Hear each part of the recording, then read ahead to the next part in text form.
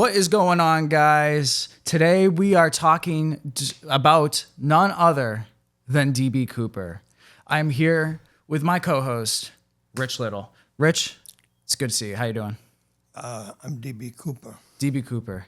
This is a case that's really fascinated me for quite some time, and I'm excited to actually be able to go over it live with the audience here. So if you guys have any questions, please make sure that you put them in the comments down below. I will get to an open Q&A at the end, so if you have your particular questions, throw them down there. We will respond to them. And at the end of this episode, we have a special guest coming onto the show via Zoom, and I'm excited to just dive on into this. So why don't we just start talking about how DB Cooper came to be? Well, first of all, there isn't a DB Cooper. That's a figment of somebody's imagination, probably a reporter. Because when the person who hijacked Flight 305 purchased his ticket for $20 to go from Portland, Oregon to Seattle, which is about a half an hour ride, he bought the ticket as Dan Cooper. Right. And that's an interesting clue because there is a Dan Cooper, fictionalized Dan Cooper, from an old comic strip, which has origins in France and Belgium area. And they were a comic strip that came out in a magazine. Yeah. And they went for quite a few years. They went up into the 80s, late 80s, 90s. But in 1954, Dan Cooper, who was the skydiving paratrooper in this series, this action series on this comic strip, was in print and was available. Not so much in the United States, but I did find out in my research that it was available in Canada. You know, I tried searching like eBay and online for comic books, but I found like ones that were in totally different languages. Yeah, there's a Turkish one that came out, and that's not uncommon. When Topps came out with their line for Jurassic Park, when Topps decided they were going to get into the comic book business, and they had some interesting comics for that time that they were in the comic business.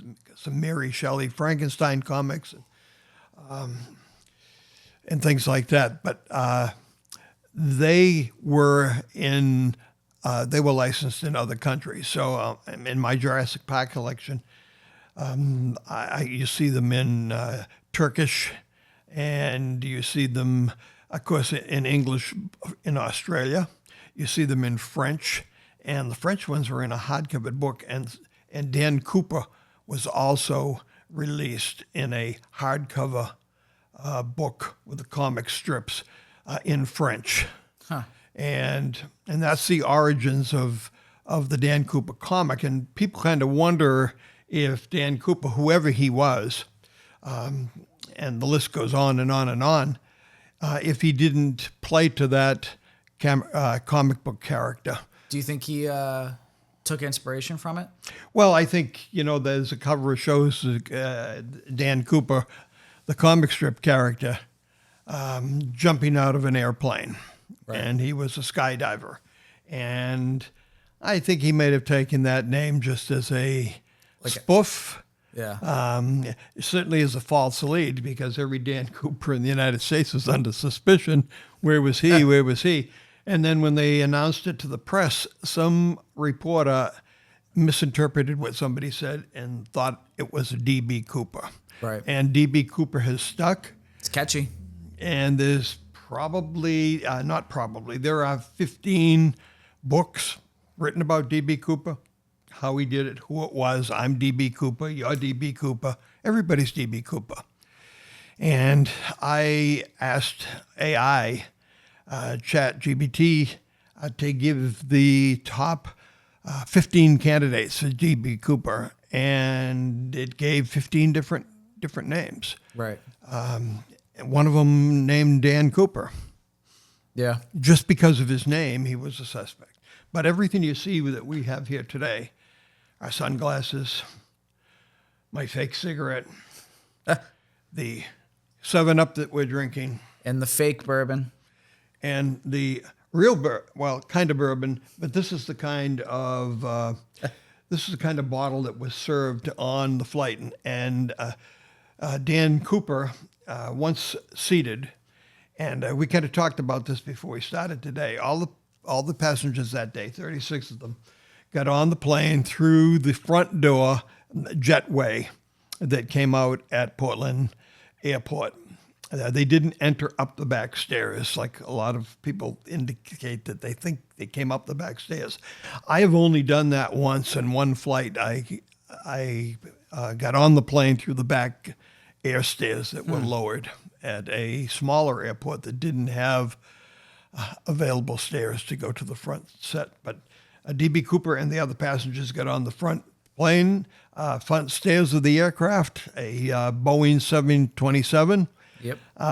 It was a fairly new airplane. That airplane came out in 1963, and that particular one was the 51st airplane of that type that was built. It was a 727-100, and that was built in 65. So it was only 6 years old when it was confiscated by Dan Cooper.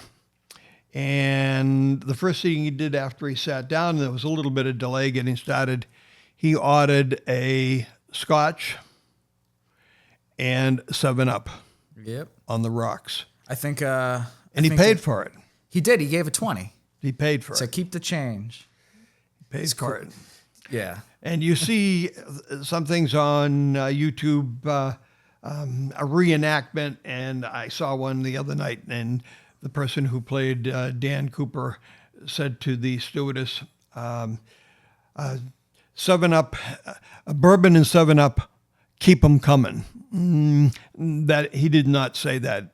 For the entire flight, he only had 2. One when the plane was on the ground before he hijacked it. He did not show the note or give the note to the stewardess until after the plane had gotten to altitude. He was very relaxed. Very relaxed and very polite, Yes. as you and I. I think we should, in honor of this episode and DB Cooper, I think we should probably crack this 7-Up? These 7-Ups. Yeah, why don't we? And without the bourbon? Without the bourbon. It is 11:43 in the morning. Yeah, that's a little early. A little early for me, but if I was on vacation, I'd miraculously have the power to crack as many as I could. Let's It's like something comes over me when I'm on vacation. Let's do a little salute To who? to Dan Cooper. To Dan Cooper, Whoever he is, who pulled off the perfect crime. You really did. perhaps. Go. Now, that's a clue. Yes. The bourbon was a clue. Yep. My cigarette's a clue. What kind of cigarette? It's Raleigh. Raleigh. They stopped making those? They did. 2010. They were made by Brown and Williamson, and they merged with R.J. Reynolds as companies because of the cigarette situation. Sure. And the health issues. Less and less people smoking. A lot of these smaller companies were merged into larger companies, and R.J. Reynolds bought Brown and Williamson. It was in Louisville, Kentucky, and they manufactured Kool. And for some of our older watchers today, they will remember Kool cigarettes, which were a menthol cigarette that came out in the 1930s. Speaking of our audience, we did have another super thanks. Oh, great. And I do want to give a quick shout out. I always post it on my Instagram and on my Twitter. I'm sorry, X. No disrespect, Mr. Musk. Let me just pull that name up real quick. These super thanks and super chats really make the show possible, and I appreciate every single one of you for taking the thought to do so. So I'd like to say thanks, a special thanks to Crispy dash, I think it's an LW2QR. I appreciate the super thanks, $9.99. It really helps keep the show up, so I wanted to say thank you. And to Barnabas Collins, who has been I guess, binge watching our episodes. She's Yes. been in the comment section. And on YouTube Studio, I get the notifications on my phone, so I'm always making sure that I respond to her, because Barnabas Collins, not so against my knowledge, was actually a vampire character in some really? TV show. So it was an alias. Ooh, Similar like so to many. similar to Dan Cooper, Right. Similar to H.H. Holmes. So it kind of fits the Yes. theme of the past couple of weeks. Yes.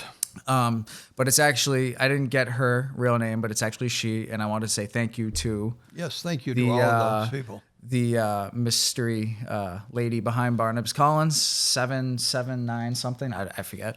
But back to DB Cooper. Yes. Well, let me take off my DB Cooper glasses. Sure.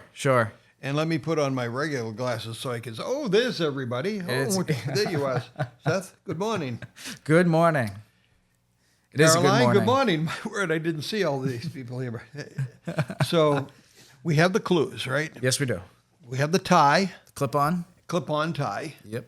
And the reason we know he had a clip-on tie is because he left it on the airplane Now, with the tie tack. I have seen tie clip. I have seen so much discussion on podcasts and YouTube videos and forums about how he took the notes back, that we'll get to. He took his cigarette matchbook. He took that.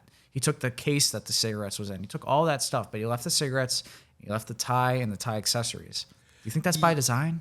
I don't know if he took back the note.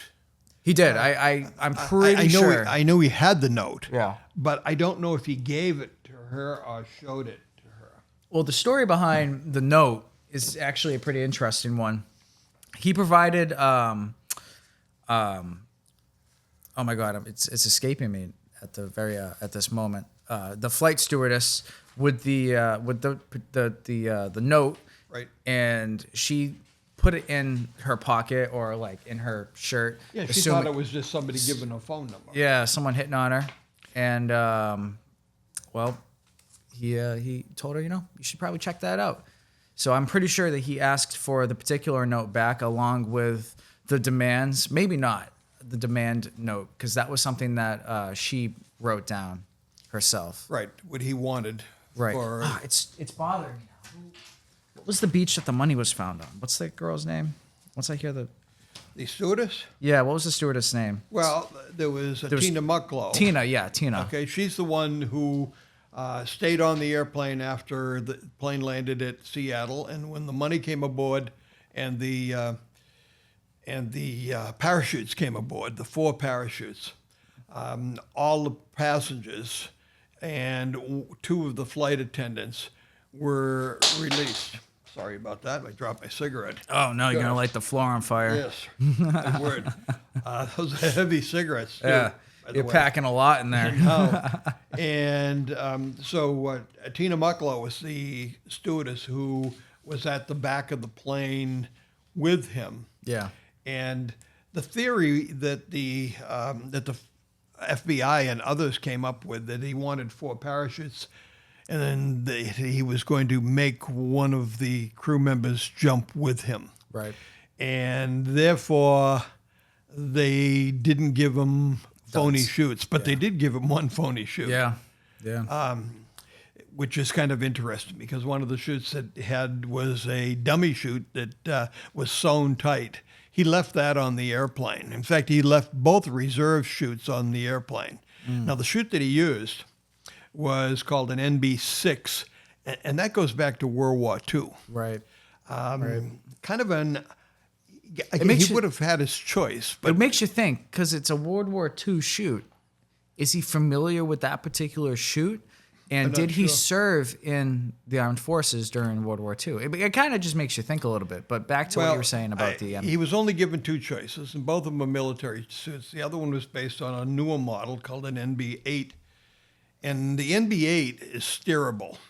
It has 2 toggles with the straps come over here with 2 toggles. Yep. So when the canopy flares, and it's a 28-foot canopy, on ones that have been modified, which are steerable, it means if you want to go left, you pull down the right. You want to go this way, you pull down that way, and it goes left. So you get some control over the air, over where the chute is going to take you. And if the wind is blowing, you can kind of orient yourself into the wind. Sure. But with the one that he used, it was non-steerable. It had nothing to control. It was just a straight military 28-foot chute. And he only jumped with one. He did not put the reserve on. He left the dummy reserve on the airplane, and he took the second reserve and opened it and cut straps off of it. So he must have some type of knife with him to cut those straps, because parachute straps are thick and tough, like sure. seatbelts. Right. And he cut those out and fashioned some type of For the money. Right. And how much money, and do you know what it was like in? Like, it was all $20 bills. Yep. And it was $200,000 is what he requested. Sure. And that money was brought to him in a sack that didn't have like a close. Like, it was just like a bag, like a right. I hate to say like a Stop and Shop bag, but similar with Solo cups. Oh no. Sorry. Yeah, no. We're not talking about Karen Reed. Okay. But that type of design where it's open at the top, it doesn't close. So I think that he had to actually cut those paracords right. and fashion it wrapped shut. It up and probably tied it to himself. I'm assuming so, yeah. So he didn't have to hold it. Right. He probably held it until he pulled the ripcord and the chute open, and then let it go, as they did during World War II when they had all kinds of equipment. They would, this stuff would be dangling down below them. Right. Some of their equipment on a cord, and I'm sure that's the way he did it. So, Portland Airport, they take off. He's sitting in the last row. Yes. Of passenger seats, and behind him is an entrance to the lavatory on the right, and to the galley on the left, and there's a jump seat there. And that's where the flight crew, the flight attendant, sits. It's a foldable seat with the seat over the shoulder seat belt, but it folds down. And so behind him was the stewardess, and it slips my mind, I believe her last name was Schaefer. And it was started with an A, the girl's name. So Tina Mucklow and was the other flight attendant. There were 3 flight attendants on the flight, but Tina was the one that held the most time yes. with Mr. Dan Cooper. That particular name is escaping. Yeah, the first one was Florence Schaefer. She Yes. was the one sitting in the jump seat, and she is the one that he gave showed the note. I gave her a note which said, and she didn't look at it. As you said, she put it in her bag, and he said, "Miss, you should take a look at that note. I have a bomb." Yeah. That's a quote given by her. That might not be exact. And so she came over to where he was, and he had a briefcase, which he slightly opened, and she could see red sticks, which appeared to her to be dynamite, and some wires and battery. And wires and battery. Whether he had a bomb or not, it could have been fake. Do you think he actually brought a real bomb? No. I can't imagine taking that briefcase and having to jump, 10,000 feet. Because that's what it was, right? He ordered a 10,000 not foot to go altitude. over 10,000 feet because he didn't want the airplane to be pressurized, because if the airplane's pressurized, then you can't get that air steer down. Right. So I can't imagine that if I was going to pull this heist off, I don't think I'd want that bomb to be real. Right. But if things did go south, I do think there was a good chance that he did have a firearm on him. What do you think about that theory? We'll never know, but I kind of think no. But I don't think so. You got to remember, we don't know what DB Cooper looks like. Yeah, we no. don't. We have a clue from that composite drawing, which I actually have right here. If we can pull it up on my camera, right? We got a little composite drawing. That was done by an FBI sketch artist within a day or two after the hijacking. They came out with a series of 3. They updated them a little bit, and one of those, I think the one without the dark glasses, the artist removed the dark glasses from the first one that he did, because D.B. Cooper did have dark glasses on when Right. he got on the airplane, and everybody called it the Bing Crosby drawing, Sure. the rendering. And our older watchers will remember who Bing Crosby was, a crooner, singer from the 1940s and 50s, also a movie actor. And that put something in everybody's mind. Oh, he looked like Bing Crosby. He doesn't look anything like Bing Crosby. Maybe I can, because on this wanted poster are some character traits of him. Yes. I can probably give a little bit of a description Sure. to the audience if they'd like to hear it. He was for race, white, sex, male, age, mid-40s, height 5'9" to 6 foot, weight 170 to 180 pounds, build average to well built, complexion Latin appearance medium smooth, hair dark brown or black, normal style, parted on the left, combed back, sideburns, low ear level. And then for the eyes, possibly brown during later part of flight, put on dark wraparound sunglasses with dark rims, voice low, spoke intelligently, no particular accent, possibly from the Midwest section of the United States. Other, heavy smoker, lolly filter tips, cigarettes. Yes, and they found 8 of those cigarette butts when the plane landed in Reno. Yeah. He ordered the plane to fly to Mexico City. And they told him with the gear down, as he ordered, and the flaps at 15 degrees, they would not be able to have enough fuel to reach Mexico. Right. And so they agreed, the crew agreed, and he was informed that they were going to go to Reno, Nevada to refuel. And, of course, when they got to Reno, he was no longer on the plane. Sure. And the FBI was at Reno to look at the aircraft, and they combed it, and found 8 Raleigh cigarette butts,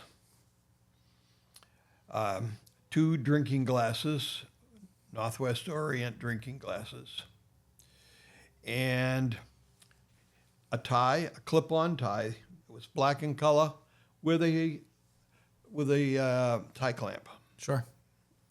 And those are what they found. And we've been analyzing all those for years. They found nothing on the glasses, smudged, whatever. They have the glasses.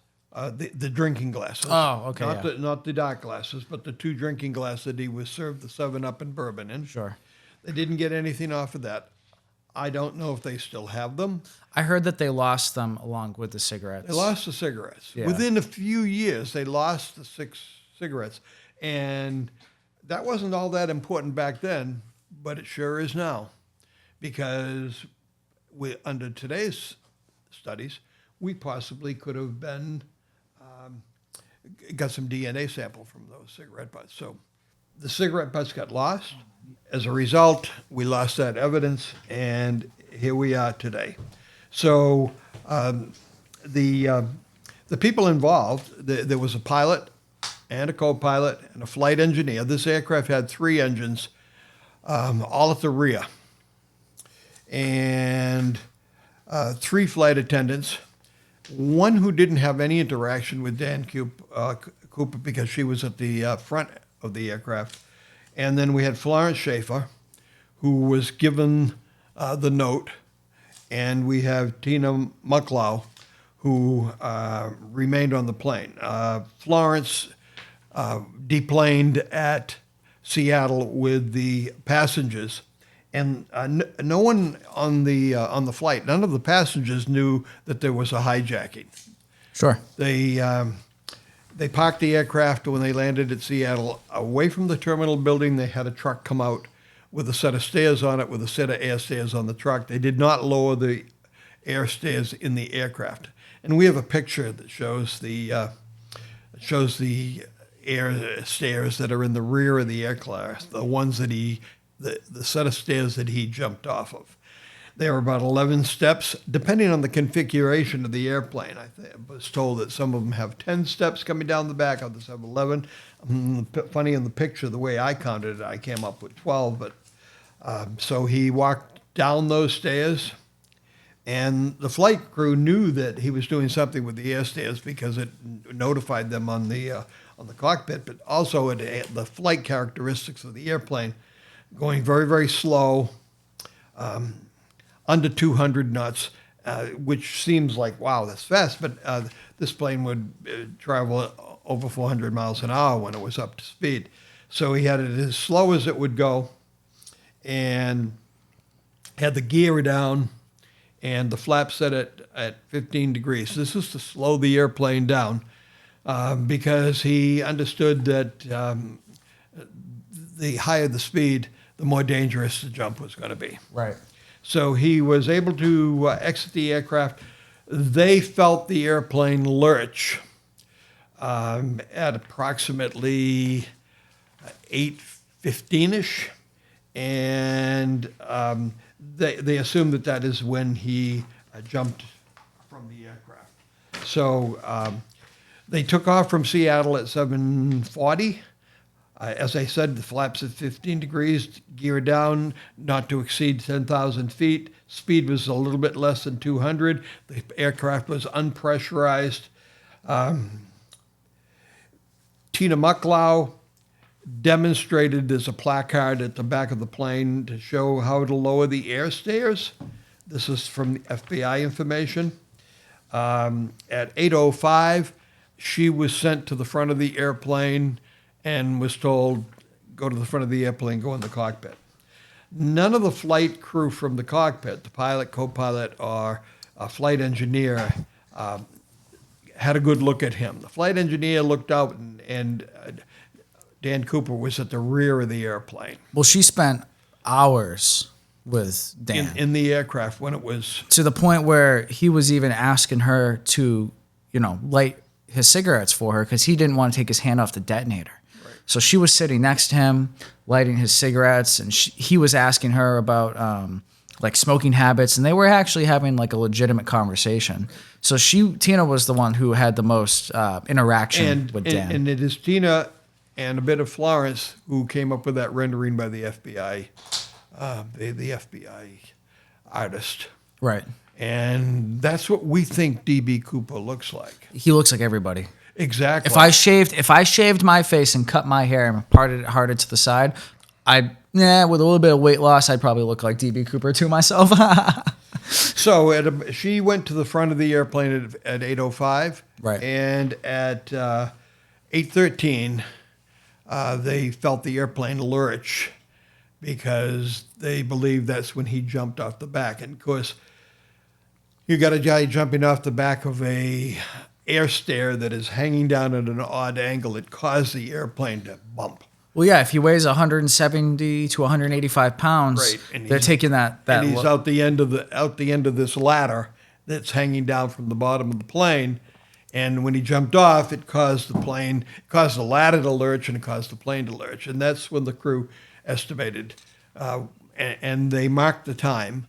And that's where the search was concentrated, on approximately where that airplane was at 8:13. And they used radar to try to figure out where that was. They had ground crews looking the next day and for the next 5 years. Right, exactly. There's always somebody out in the woods looking for D.B. Cooper, but more important, looking for remnants of the parachute, the money, or anything else, because there are some things that would not be necessarily destroyed by weather or animals or something else. Even something as fragile as dollar bill, or in this particular case, $20 bills, right, lasted, 8-9 years? Yes, and probably underwater. Right. Deep in sand. Right. Tina Barr probably, in my opinion, caused a whole lot more problems and questions. Where that 8-year-old found that money? Yeah. And that Tina Barr location and the money being found there, particularly $5,800 that was buried, I'd say probably around a foot into the ground. Not very deep. Not very deep. $5,800 in stacks of $20 bills was found. What was it? 30 miles away from where? 30 miles away from where they estimated where he jumped. Yeah, the jump zone. Right. And we know that money belongs to him because, the FBI scans Yes. all the bills, all 10,000. There was a machine that did that Yeah. then, that they could put them in and it did microfilm. That's back when they used to use microfiche. Remember microfiche with getting information? They would put newspapers in it and microfilm it so that it would condense it. Well, that's what they did. Had this machine that they could put these $20 bills in it. And that's why it took some time between the time that the plane landed in Seattle and the time that the parachutes and money came aboard, because it took them some time to gather this money together and get it identified. Sure. And there were lists of the $20 bills, and they checked everywhere for those $20 bills. Banks Yeah. and casinos, any place that would take in a lot. And other than that $5,800 that was found in the Columbia River, on the edge of the Columbia River, Zero. nothing else. Zero. To this day. To this day, how many years later? 60 years later at this Now, point? I saw something last night that said that Kenny Christensen, who was an employee of Northwest Orient, is a prime candidate for being D.B. Cooper. Well, he looks like D.B. Cooper. Well, as you just said, a lot of people look like D.B. Everyone. Cooper because we don't know what D.B. Cooper looks like. Yeah, we're looking at a All we have drawing. is a drawing of what somebody told an artist what this person looked like. Right. And a lot of people have that similar Complexion. style of hair and face, and We're talking about an airplane. Airplanes aren't particularly well lit. especially at the back of the airplane where Exactly. he was. Yeah, they're not well lit. You know, and Tina is not looking directly at him. She's kind of looking away from him and using her Peripheral. peripheral vision, her side vision, and that's kind of I think where she really got that from. And of course, we have no security at the airport. Right. We had nothing at Portland Airport because there wasn't security back then. Yeah, there was nothing for domestic flights. It was No. only international. It was just so easy. Yeah. Of course, 9/11 sorry. changed all of that. Yeah, national flights. Right. Yeah. So it was easy for him to get on the plane, and we came to the understanding that he had 2 drinks of 7-Up and bourbon, one when the plane was sitting on the ground before takeoff, and once while it was in flight on the way to Seattle. He did not have any drinks after that, but he did smoke 8 Raleigh cigarettes. So here we are. Where is he? Who is he is probably a more important question, but where is he? He could be still out in the woods, Yeah. up in the Up in the Pacific tree. Northwest, somewhere between Seattle and Portland, and hanging from the trees. However, you would think in the years since 1971, I can remember where I was on that Thanksgiving when I heard about this. And maybe I'm D.B. Cooper because I was teaching school at Holbrook at the time, and I took the Tuesday before Thanksgiving and the Wednesday before Thanksgiving off, and took the family to Florida.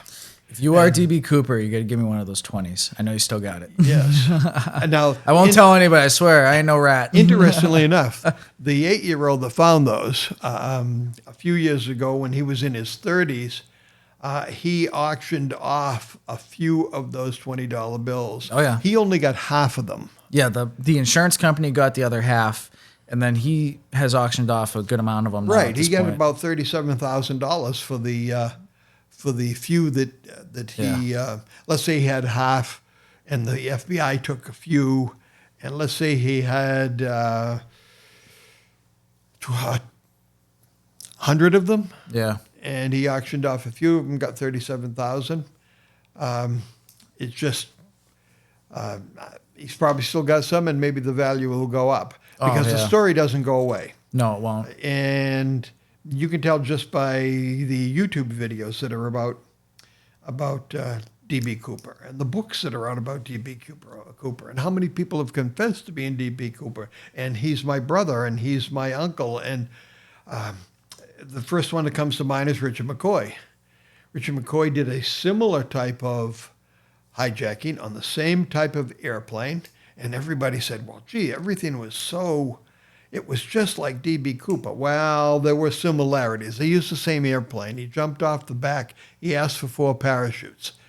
Okay, and so those similarities. But he didn't jump at night, and he didn't jump in a forested area, and he didn't jump in bad weather.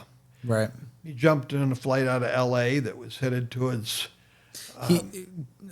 McCoy was kind of careless, too. He left the announcement note right. at the... And they traced that. At the terminal. They traced his fingerprints and got ID off of that. He was shaky on the plane. He was nervous. Well, he had a fake hand grenade. Yeah. And a 1911 45. But he didn't wave it around. He just showed it. And he jumped, same set of circumstances, but it was out in the desert area, Nevada area, Utah area. And he jumped, and there he is coming down, and 2 days later they caught him. Yeah. Yeah. He was out in the front yard with his kids when they caught him. Right. Yeah. So that was a few months. That was in April of 1972, and I don't think that McCoy was D.B. Cooper. I don't think so either. Though he does look like it, I don't think his... But Christensen did as well, except that, Christensen, and the photograph I saw him in, his flight attendant. He was a flight attendant, and he worked 30 years after the hijacking. You would have thought somebody would have made a conclusion, wow, he looks like him. And however, his hair did not look like him. But one of the clues that I heard was that on his deathbed, he told his brother, there's something I'd like to tell you, but I can't. And his brother made the assumption that he's D.B. Cooper. Right. And that's how they made that connection. But maybe it was something else. It could have been. It could have been, me and your wife had an affair. Or it could be anything. It could be any level. Well, there's one of the YouTube reports that he was gay, and that's what he didn't want to tell his brother. Yeah. And he took that to his grave. But his brother thought that he was D.B. Cooper. They showed his house, and they showed that he had $180,000 in the bank. Well, he had $180,000, and he got $200,000 for hijacking the plane. Doesn't that kind of prove, well, if he put $180,000 in the bank, don't you think that the bank would have had those numbers checked to see if at least one of them was a DB, if he paid them all in 20s. And the other thing is those would have went back out into circulation. Exactly. And we haven't found them yet, which kind of leads me to believe that it did go to a foreign country. Mexico, Philippines. Or it's still in the trees. Or it's in the trees. Someplace else in Tina Bar. No, they excavated that place completely. Right. The poor owners of that property. I feel bad for them. They got people there on their... They got people on their property all the time trying to dig up their stuff. And a lot of people have tried to use the D.B. Cooper connection. A lot of suspects have used the D.B. Cooper connection for profit. Yeah. Either for book or interview. One guy said, I could be D.B. Cooper. And later on, he never did say he was. He said he could be. Right. So 8 of these, and they lost them. And we talked about that throughout this series, about how evidence really makes a big difference in a lot of the cases. We talked about it with the Karen Reed case. We talked about it with Lizzie Borden. We did it with H.H. Holmes.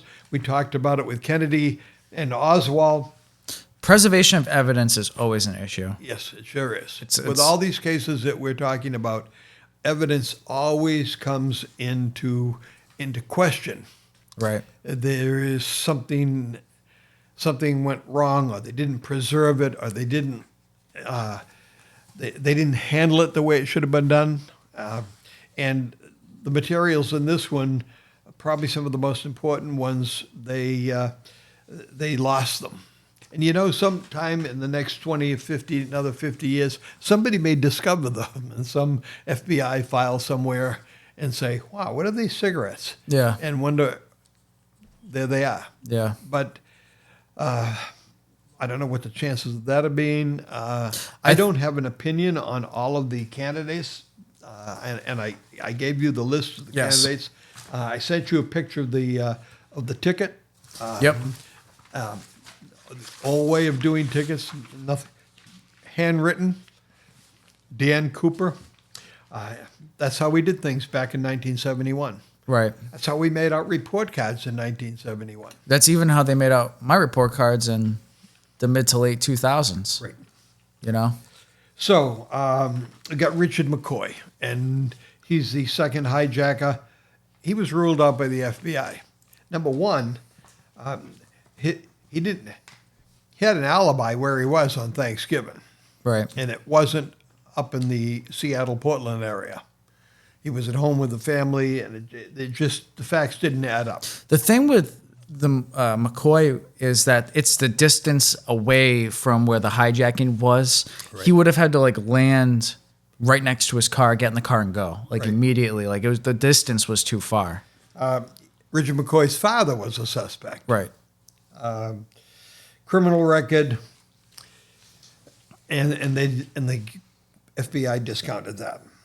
And a guy by the name of Lyle Cooper, because he had the same last name. We mentioned Kenny Christensen, former paratrooper, airline employee, but he worked for Northwest Orient for 30 years after the hijacking.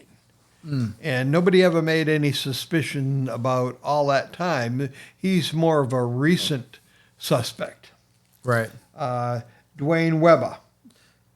He's an interesting one. Well, he confessed.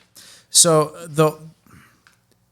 Joe Weber, his wife, has is very on the fact that her husband was DB Cooper, and she gives a story about Tina Barr and how the money ended up there, and it's pretty convincing.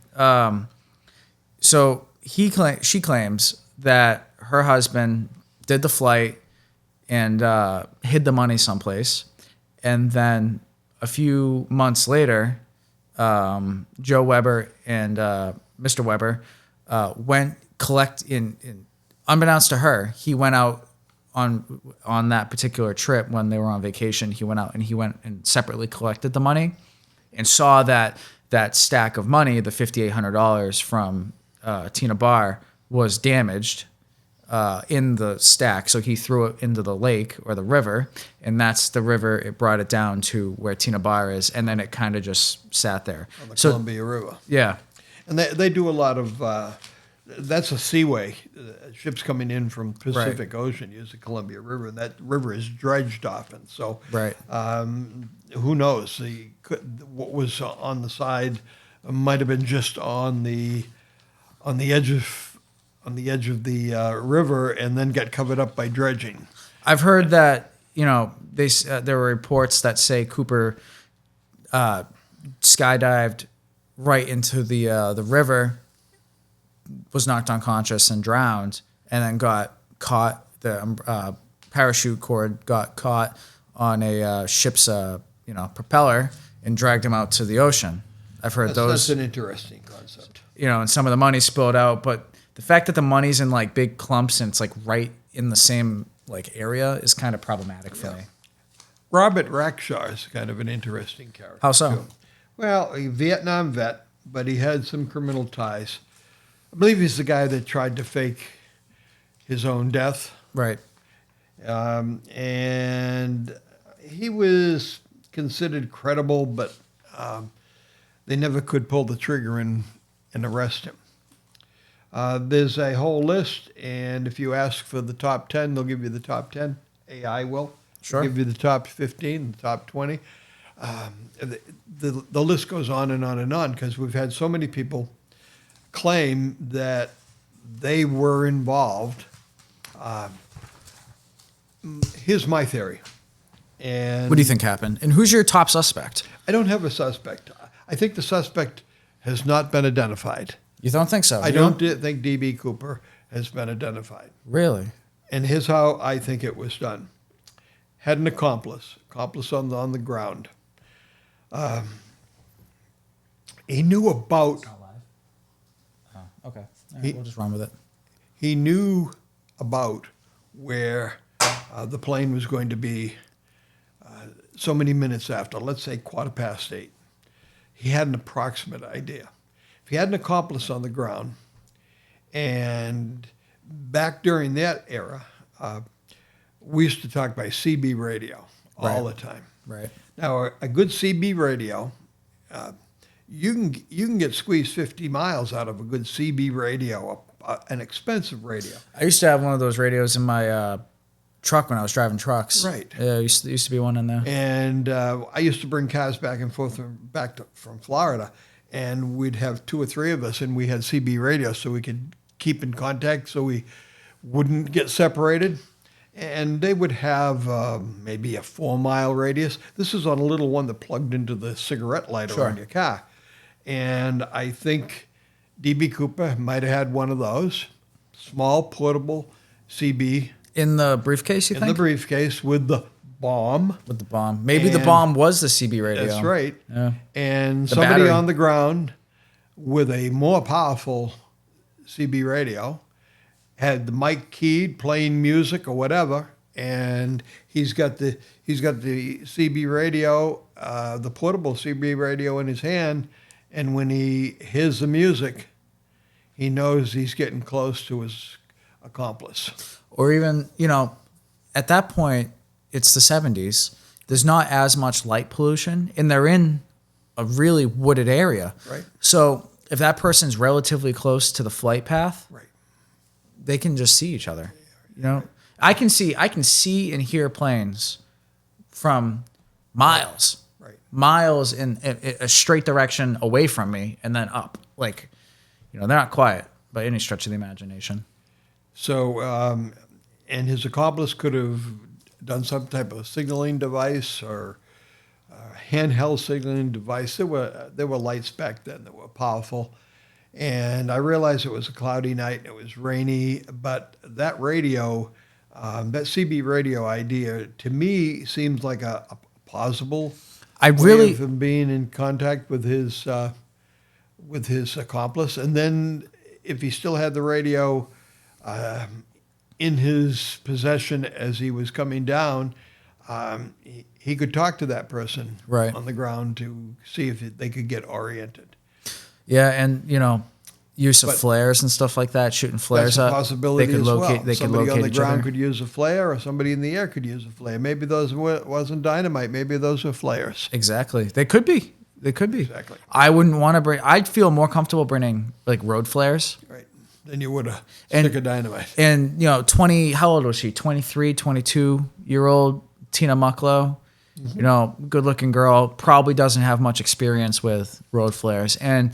Low lit environment. Well, he only opened the briefcase slightly. He did not open up the briefcase, and there it was. He opened it up slightly, closed the briefcase, and that was the only time that the briefcase was open. Right. In front of anyone else. Sure.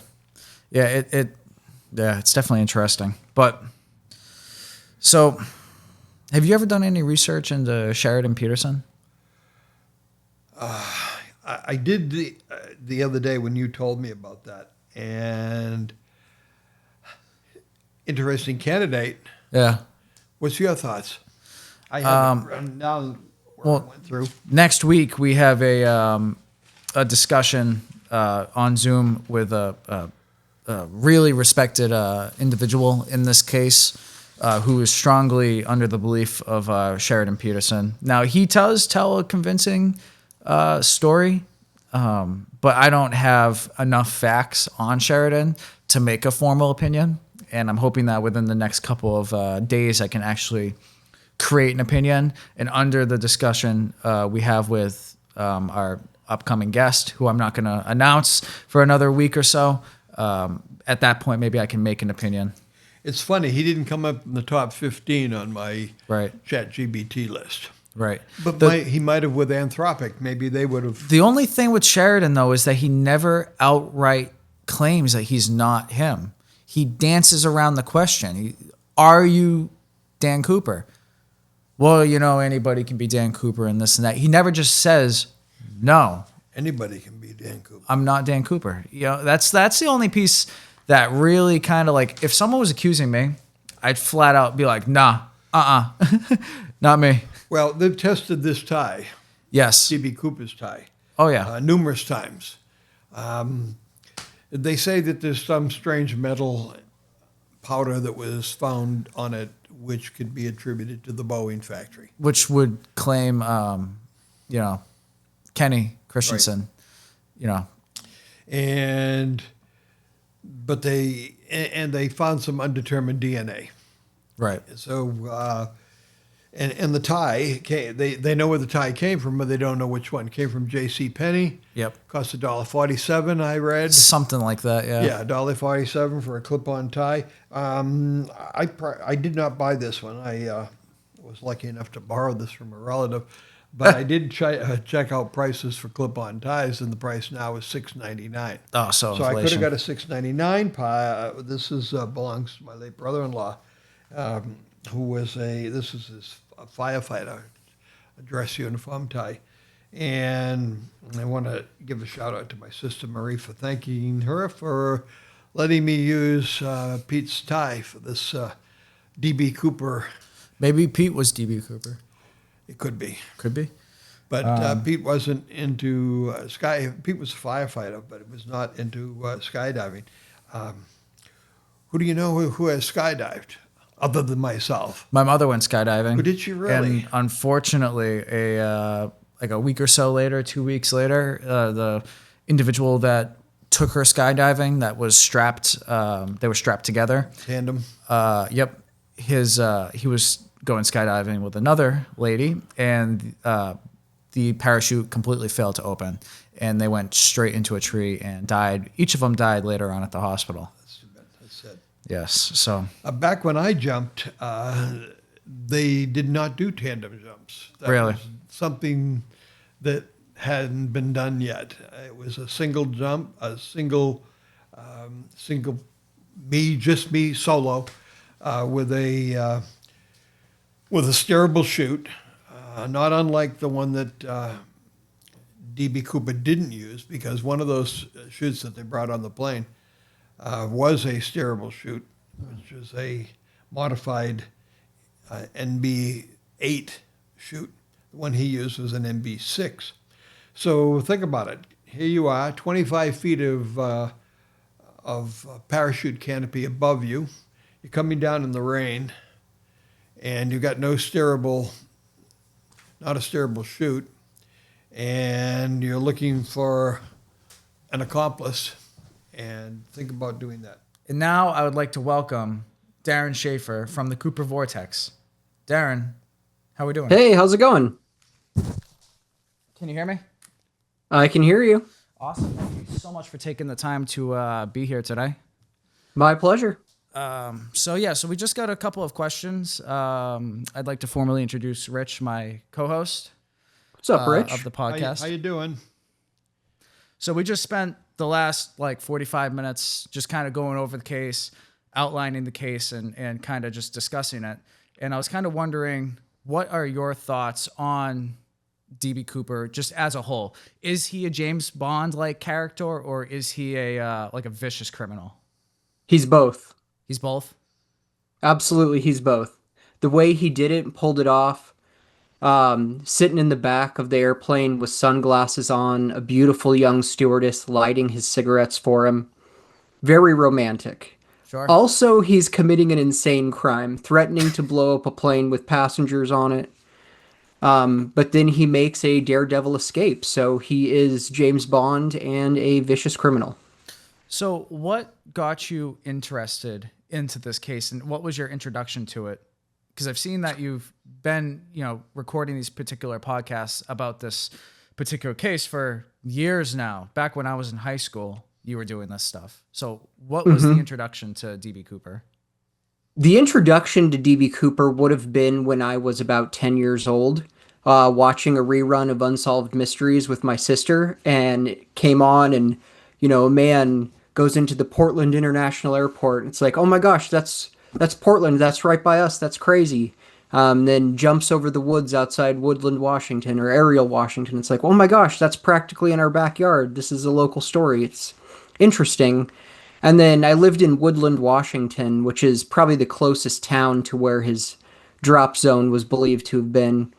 And so it was just sort of a local fun story. My wife bought me this book, Skyjack, in probably 2012, 2013. It sat on my bookshelf for a while. And then I was traveling for work. I thought, okay, I'll read this. This could be interesting. And then there was just so much more to the case than I thought there was. So that's what really sucked me into the vortex. Do you believe the drop zone is accurate? I don't know. I think it could be anywhere from Ariel to as far south as Orchards, Washington. Sure. Rich, do you have any?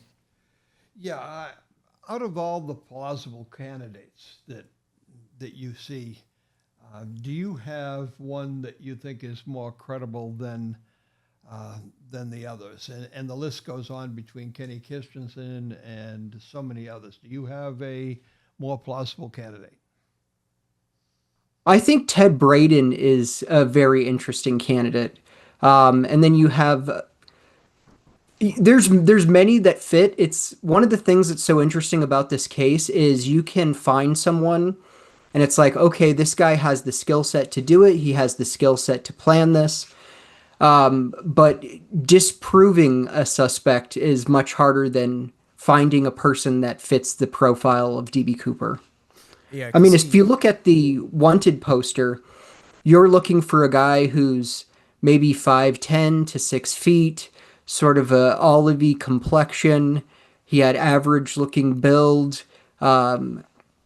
And he drank, he smoked, he was most likely a veteran, and mid to late 40s. And mid to late 40s in 1971, I just described almost every male. Exactly. So it's truly everyone. Yeah. Why did he wear a suit? Was it just something that he was comfortable in, or was it by design? And do you think he had a change of clothes underneath the suit? Was it something more to hide, or was it just what he was comfortable in and wanted to blend in? Well, you can look on YouTube at a video of the passengers getting off the plane, or getting out of the airport, I should say, and they're all dressed very nice. If he would have worn jeans and a t-shirt, he would have stuck out a lot more. During that time period, people dressed nice to go on a plane. It was a big deal. Was he comfortable in that, or was that part of the disguise? I don't know. Right. What do you think of Richard McCoy? Richard McCoy is a very, very interesting person. I think his story is incredible. It needs to be made into a movie, but there's no way that he's DB Cooper. Tina Mucklow, who sat next to Cooper for hours, described him in his mid to late 40s. Richard McCoy, I believe, is like 28 at the time. So Tina's 22. Is she going to confuse someone a few years older than her for someone that could be her father? I definitely don't think so.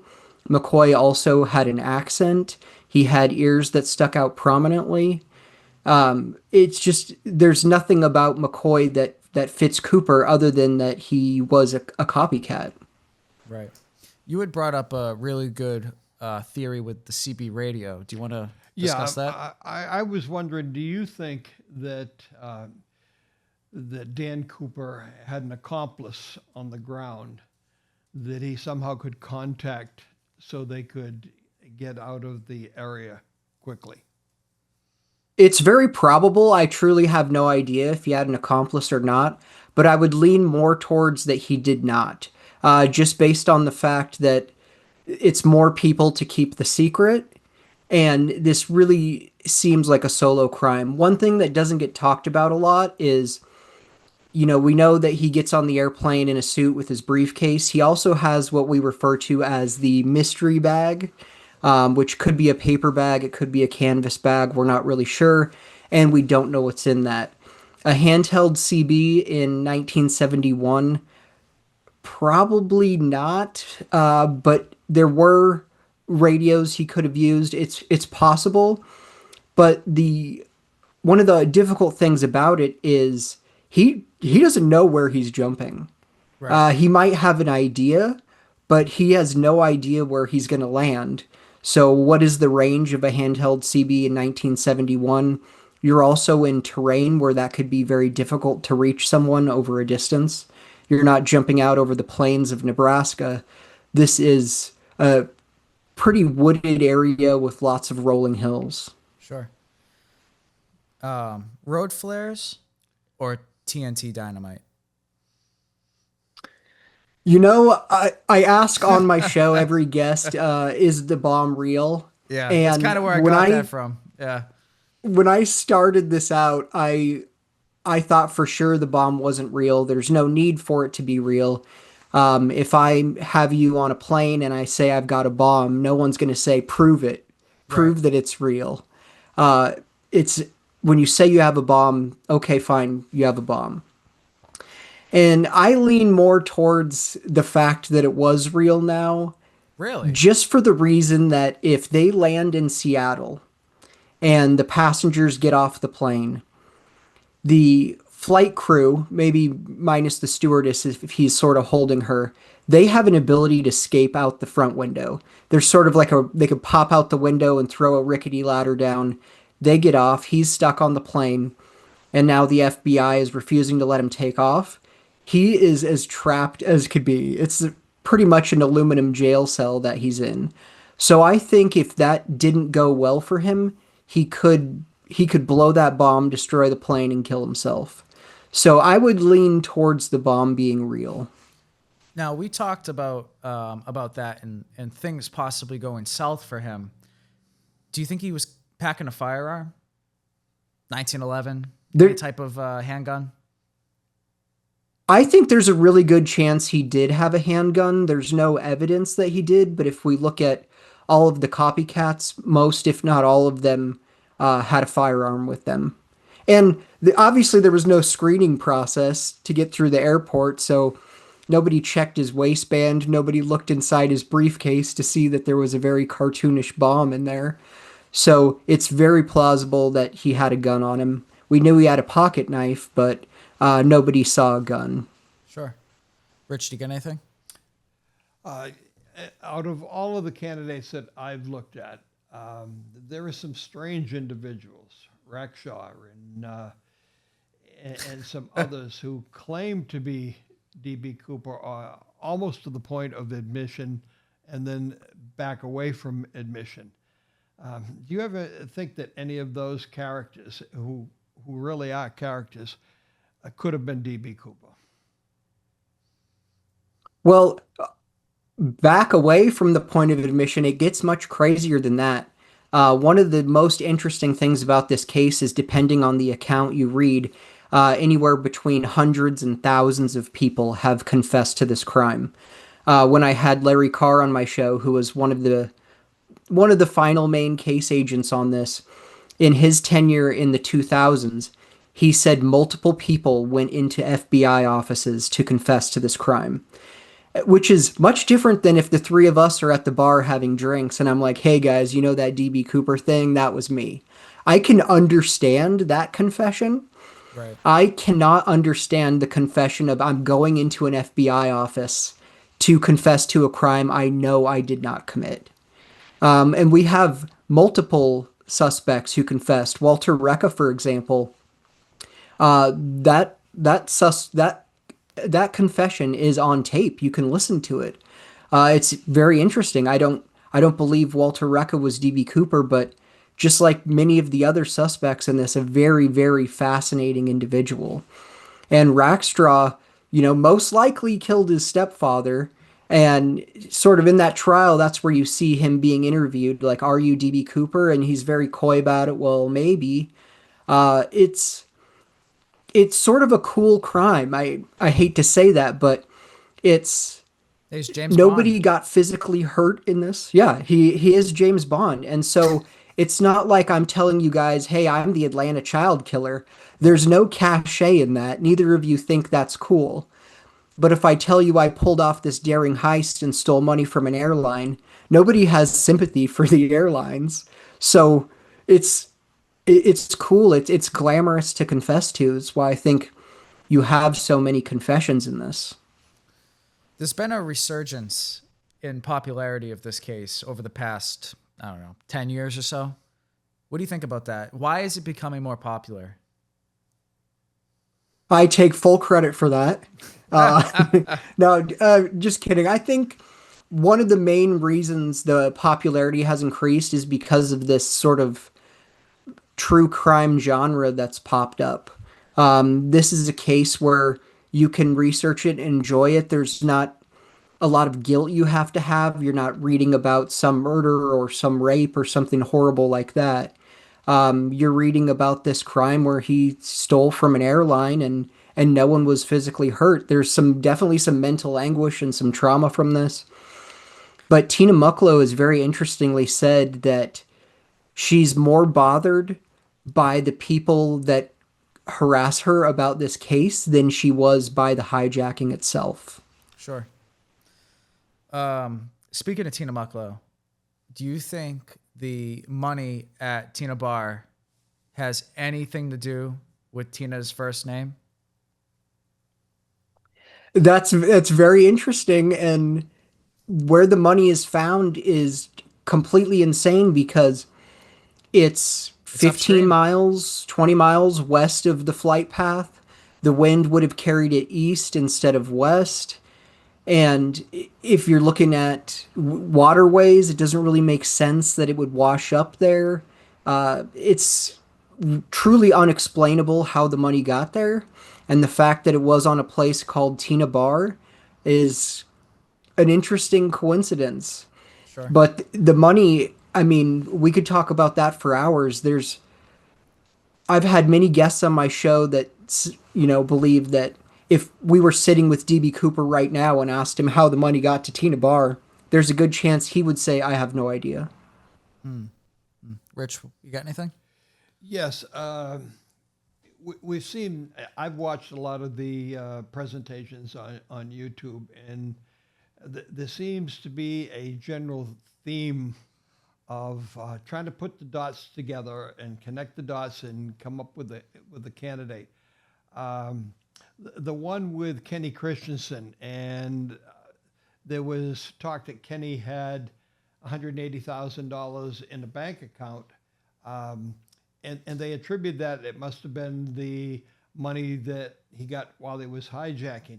Did they ever get any other money found anywhere in the world or the United States that was part of that $200,000 other than the money that was found on the shore of the Columbia River? Has any others ever come up? No money has ever surfaced outside of Tina Bar. And then Kenny Christensen, that's interesting. He got a lot of attention in the early 2000s. And sort of my entrance into this case was Kenny Christensen. And it's like, oh, Kenny Christensen was Cooper. And then got on the forums, and all these online sleuths had dug into his financial records and could pretty much account for all the money that he had. And there's many other things that eliminate Kenny Christensen from being DB Cooper, but it one thing that I'm very easy to forgive people on in this case is people will watch one documentary or read one book, and then sort of get on the Reddit group or one of the Facebook groups or one of the DB Cooper forums, and it's like, well, obviously it's Richard McCoy, obviously it's Kenny Christensen. And it's like, well, no, you read that account where they're pitching McCoy as Cooper and they left out all of this information. Or, you came in as a Kenny Christensen believer, but here's the information that proves it wasn't him. So there's a lot of that in this. There's many different avenues to enter this, and if you come in from one documentary or one book that is pitching a suspect, then they're not going to go into all the reasons why it's not him. Right. How did he get to the airport? We have no idea. The FBI interviewed bus drivers, taxi cab drivers, people who were in and around the gates at that time, and there's truly no evidence of how he got to the airport that morning. There were no cameras at the Portland International Airport, so one of the most interesting things about this case is that he just shows up and he disappears. There's no story of him before buying his ticket, and there's no story of him after jumping out of the plane. Sure. Now, obviously, it's going to take a descendant or a family member or a friend to provide either a parachute, bills, plane ticket, or notes. What do you see happening first, or do you never see this case getting solved? I don't know. Is he the kind of guy that would hold on to that stuff? He I asked don't for think his so. notes back on the plane, and it really seems like he kept his mouth shut. It's tough. It'd be really tough to hear a story and get buy-in from the community at this point, because I've personally spoken to the daughter, the niece, the son of DB Cooper multiple times. People that have Cooper confessed to, or their relative confessed to being Cooper. And you just would need an incredible story with some evidence to get buy-in. And I'm unsure if he was the guy that kept souvenirs of this hijacking. Right. Right. If the money was spent, was it spent outside of the United States or inside? Well, I had a numismatist on my show, which it's okay if you don't know what that means, because I didn't know before talking I to don't him. know. It's I have no idea. You got me. a numismatist is a combination of a historian and collector of currency. And I had Arthur Friedberg on my show. He wrote a book called U.S. Paper Currency. He's testified before like the Senate Banking Committee. If you're a collector of currency, you'd know the Friedberg system to identify bills, which his family created. He is the guy to talk about currency in the United States. And I asked him that, like, if the money was never found, is it possible that it was spent outside of the United States?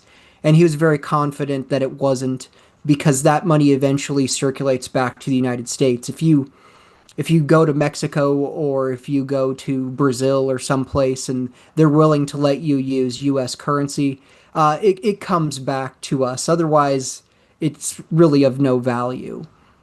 So I also asked him, like, what are the odds that you're going to have at least 9,000 bills enter circulation and not a single one of those bills ever came up in some sort of flag transaction? If I sell you my car for $12,000 and pay in cash, and then you go to the bank with that $12,000, or I go to the bank with that $12,000, they're going to sort of take a peek at that money since it's a flag transaction. It's a large sum of cash. And Arthur Friedberg believed that the odds that that many bills enter circulation and not a single one is ever found, he said it was statistically impossible in his mind.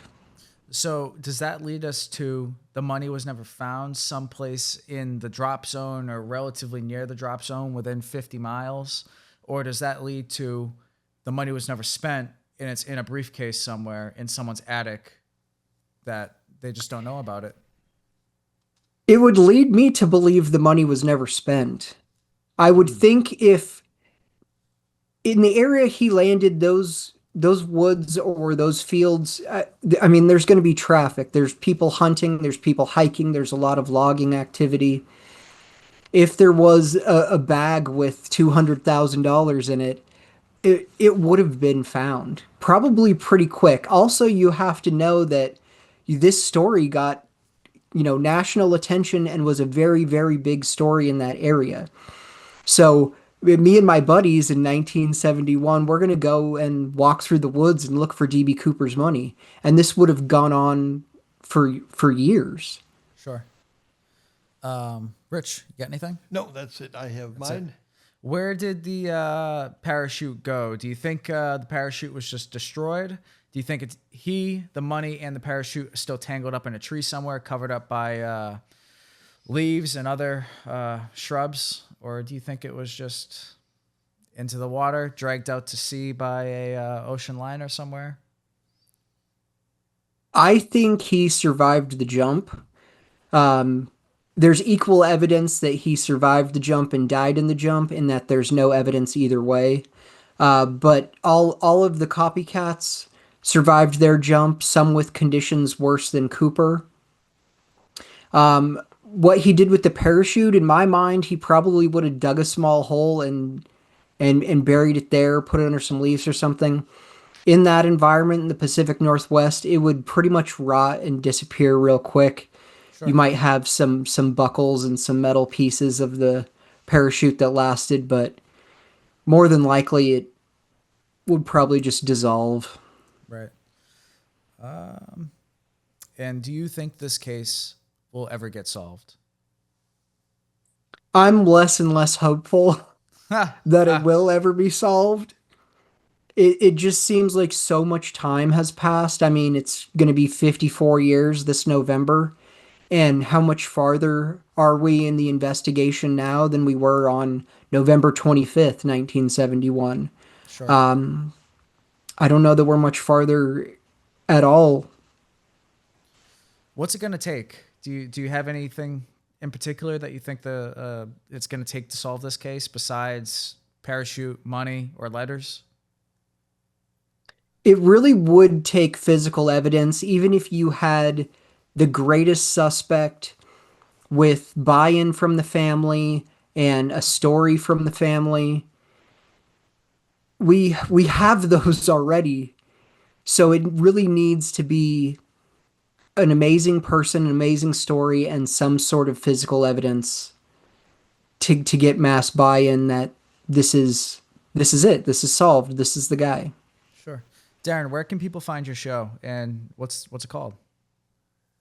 The show is the Cooper Vortex. Wherever you listen to your podcasts, check it out. Awesome. I appreciate you coming on the show today. Thank you so much for stopping by and taking the time out of your day to come on and talk with us and answer some questions. Yeah, my pleasure. Anytime, guys.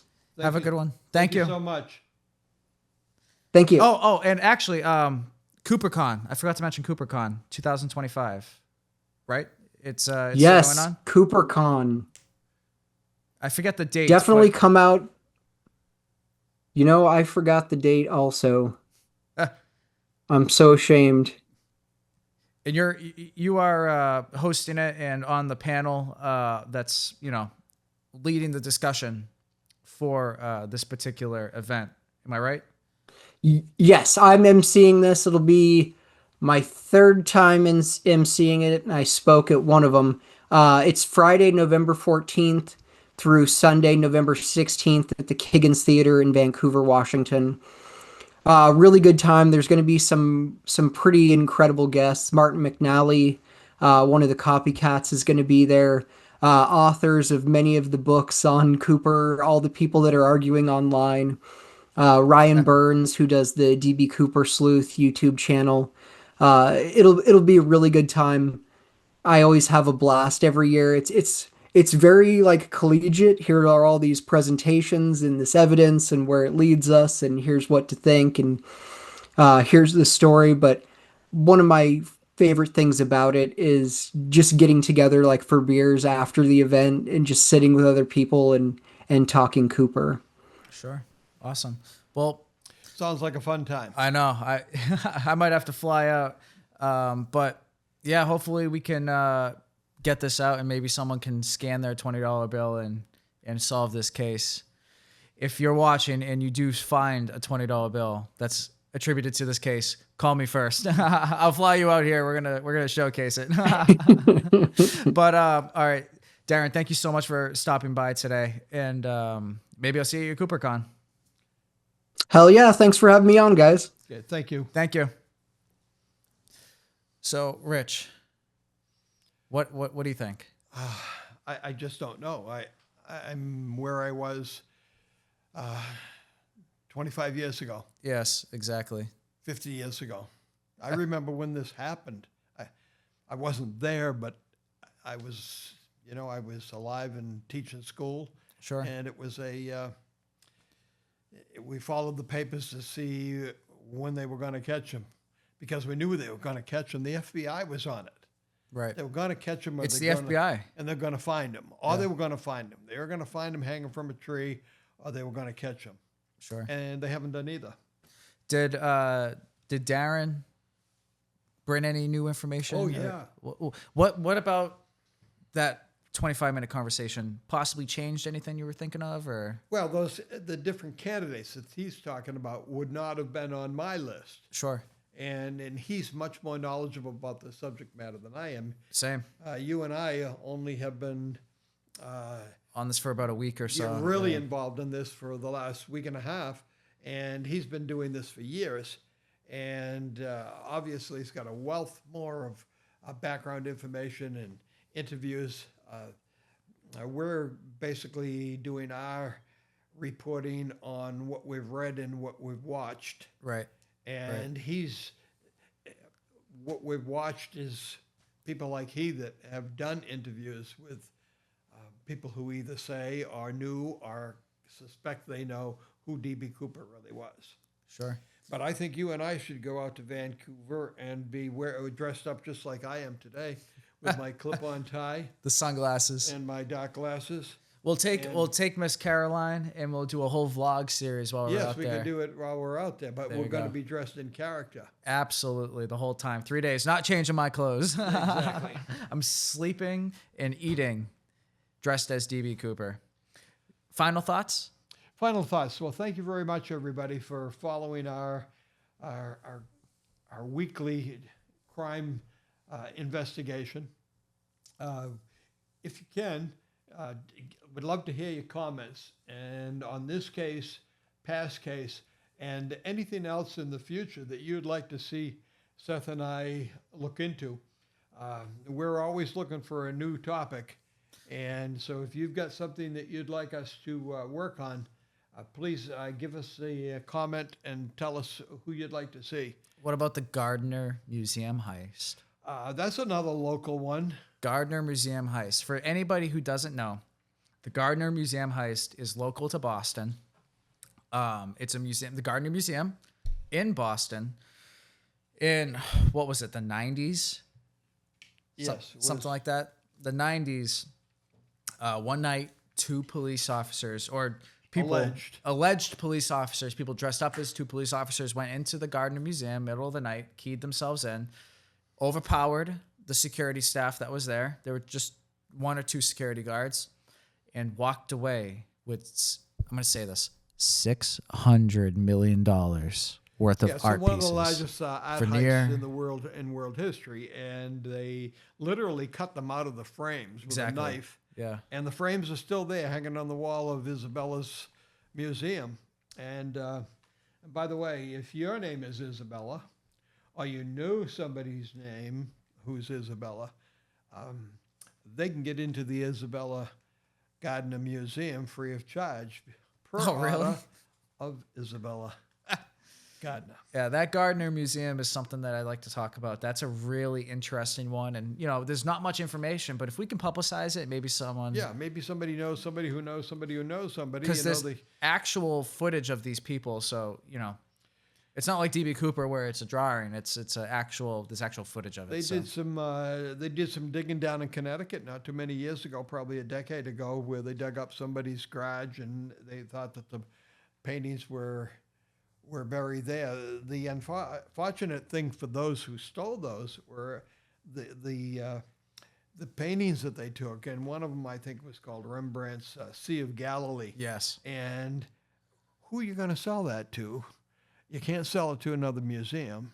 Oh, it's if they're out of the U.S., or I would bet that they're out of the U.S., but those paintings are overseas. They're in some drug kingpin's private collection. Private collection down in Mexico, who paid $80 million for it. You know, it's Well, the They're gone. reward is still out there Yeah. from the Gardner Museum, and they're willing to pay you a lot of money for information. $5 million, I think I saw it was, or something like for, that. for information for the recovery of those paintings. Yeah. So that'll be one of our next topics that we're going to be doing. We've got some other things that are cooking on the stove besides the bread that Caroline's been working on. Oh, it's so good. And it's the So best bread delicious. ever. And how about what kind of coffee you're drinking today? Well, today I'm drinking my breakfast blend. I actually don't have the bag out here because I was enjoying my 7-Up.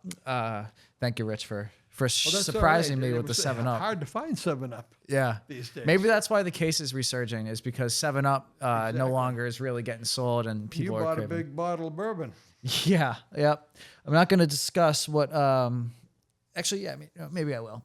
It's Johnny Walker.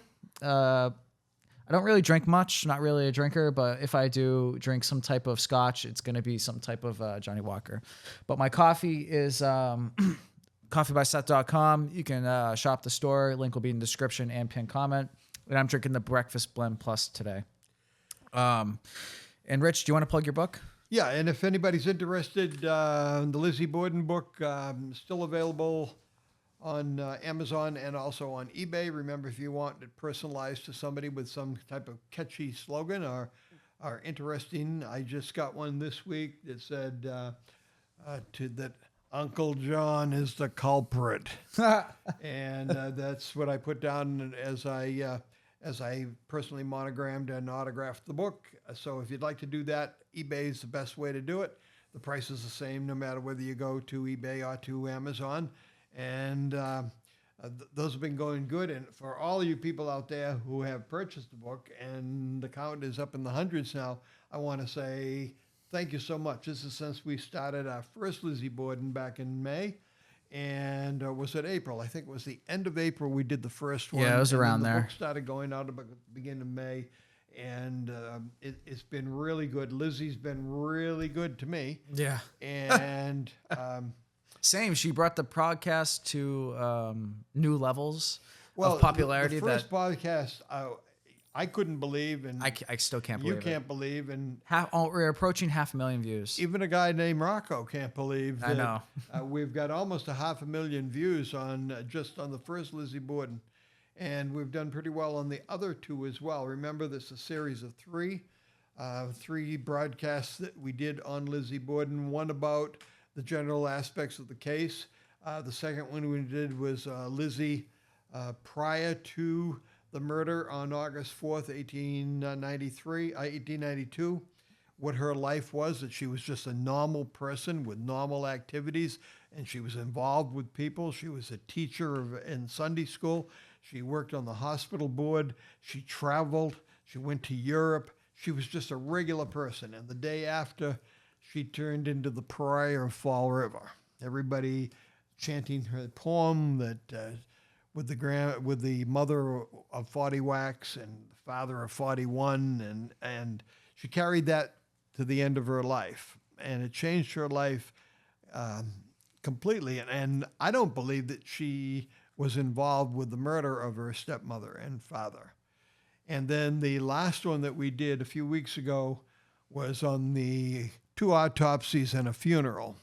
The initial autopsy on the day of the murders, and then the funeral following 2 days later, and then the final autopsy. And we showed some graphic representation of what the final autopsy looked like using drawings used in an autopsy by the medical examiner.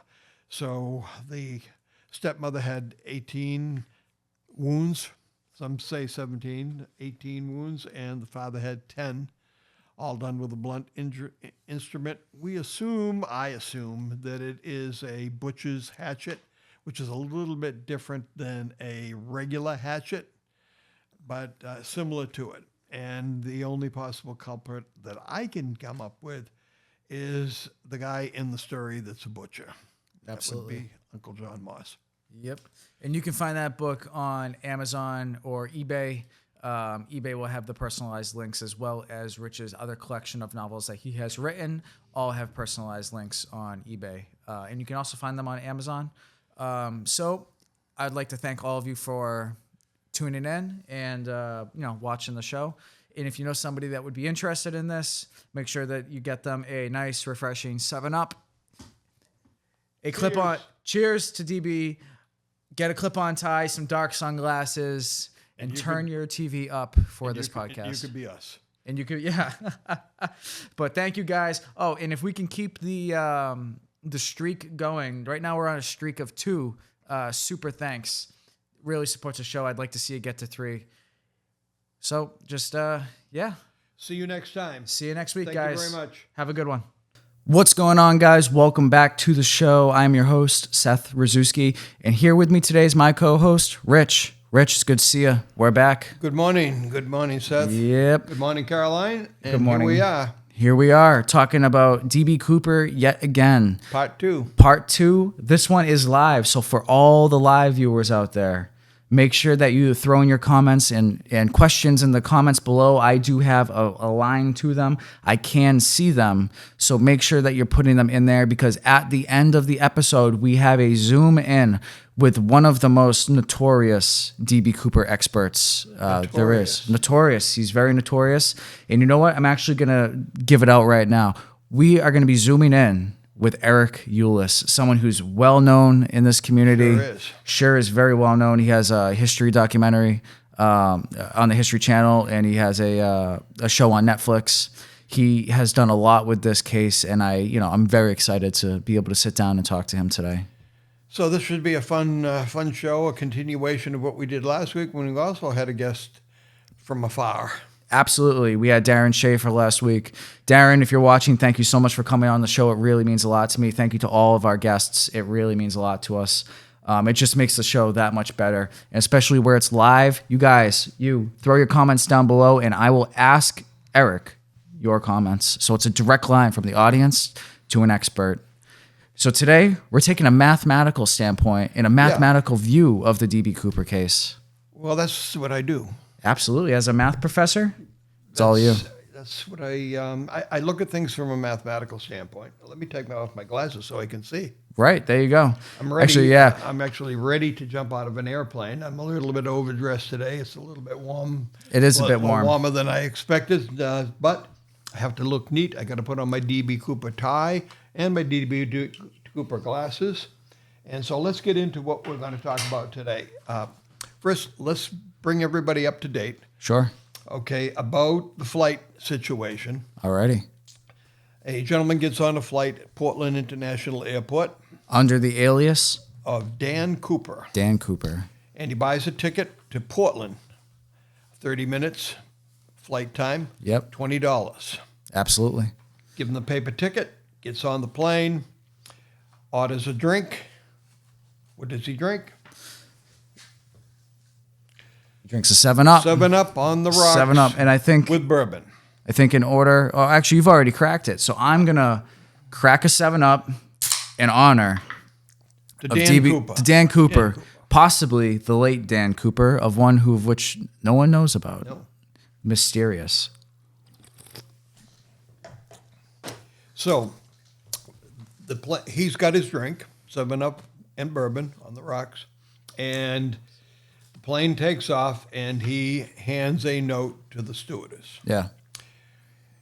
She puts the note in her pocket. He says, "You better look at that. I have a bomb." Right. She opens the note and said, indeed, she had a bomb. He showed her slightly opening his briefcase, something in there with wires and red sticks. And he presents his demands. He wants 4 parachutes. Sure. He wants $200,000 in low Not this one. That one. currency, $20 bills.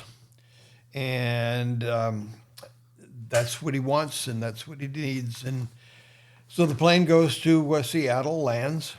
They get the money and the parachutes, and he lets all of the passengers, including some of the flight crew. I think there were 36 passengers, and including 2 of the flight crew, 2 of the stewardesses, one that was in the front part of the plane that didn't have much interaction with him, and the lady in the back, I believe her name was Darren Schaefer. Sure. She's the one that saw the note. And then Tina Mucklow.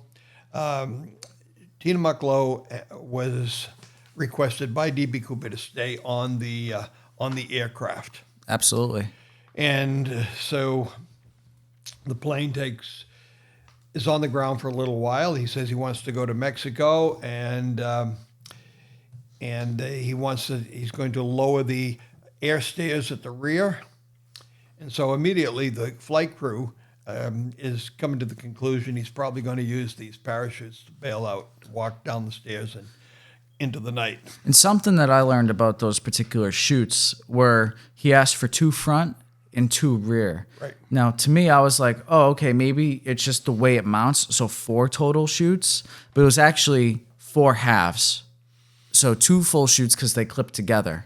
I didn't know that, and that was something that I learned in my research this week. Yes. Well, what happens is the harness on the back of a military chute and a sports chute has a series of straps, 2 over the shoulder, 2 around here, and the 2 what we call the butt straps. Sure. That go around your rear and up between you onto the harness, and the parachute is attached to the back of that harness that you're wearing. Right. And that's the main chute. In this case, 28 foot, Right. 28 gores, as are the panels that are in the plane, non-steerable. That's the one that he chose. Right. And he eventually put that chute on. The other 2 chutes, which are smaller chutes, go on the front of Sure. the belly, reserve chutes. This is in case the main chute does not deploy, you deploy the front reserve chute. chute. Right. So one of these reserve chutes was a dummy chute. Right. Was sewn, and because that is all they could grab. And the other one, he took apart and took some of the cord. He took about 100 feet of that cable Right. to fasten the open sack of money, like a really cheap, like if you're gonna imagine like a cartoon bank sack, that's what it is. Right. And he used that to fasten it shut. And in my research for this episode, Eric Ulis believes that he used that to, and he took some of the money and put it in the reserve chute and fastened that shut as well. But he'll get to that, which is a really interesting theory. Right. So the airplane takes off. He orders them not to go over 200 knots and not to exceed 10,000 feet. Keep the landing gear down. He wanted a flap setting of 15 degrees. So that leads us to believe that he knew the operation of an airplane. Right. He knew that he needed, if he was going to jump off the last step into the night beyond, because it was dark. Dark by that time, day before Thanksgiving, 1991. And 71. 71. 71. Ooh, I guess it's, time goes fast when you're having fun like me. See, but this is what happens when you get old. 20 years, Absolutely. just gone like that. Just like that. Yep. Okay, so 1971, and it's dark, it's raining. And the way in the altitude of which they're flying, they're flying in the clouds. Right. So they're not. So he's getting like a fog type view because he's literally in a rain cloud.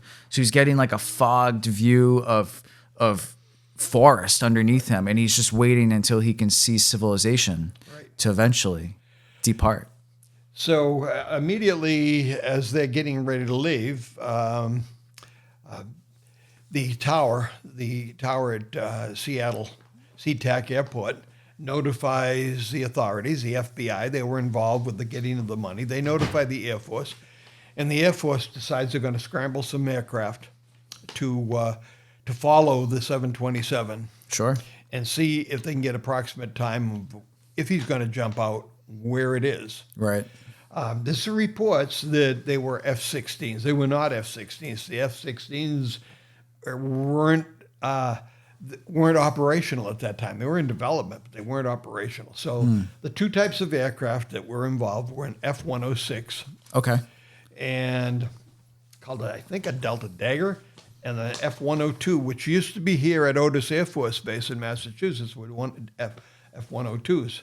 Delta Dart. Delta Darts. There we go, yep. Okay, so you got Delta Daggers, Delta Ducks. The F-106s came out of the Air Force Base, McCord Air Force Base, which is near Seattle. And the F-102s came out of Portland Airport because it was an Air National Guard. So they scrambled these planes. And there was also an additional plane, a T-33 training aircraft, which happened to be in the air out of McCord. And they tried to follow the 727. Sure. Behind it and above it because they didn't want to be visible. And they rotated in back of it so they couldn't be seen by the 727 or anybody on the 727 because they didn't want to. Now they were about 6 miles back, Right. is what I saw. So they were about 6 miles back, and they were doing like S patterns because so these particular aircrafts couldn't travel at the speed, at that elevation, and at that speed that the F-27 Cooper's plane was traveling at.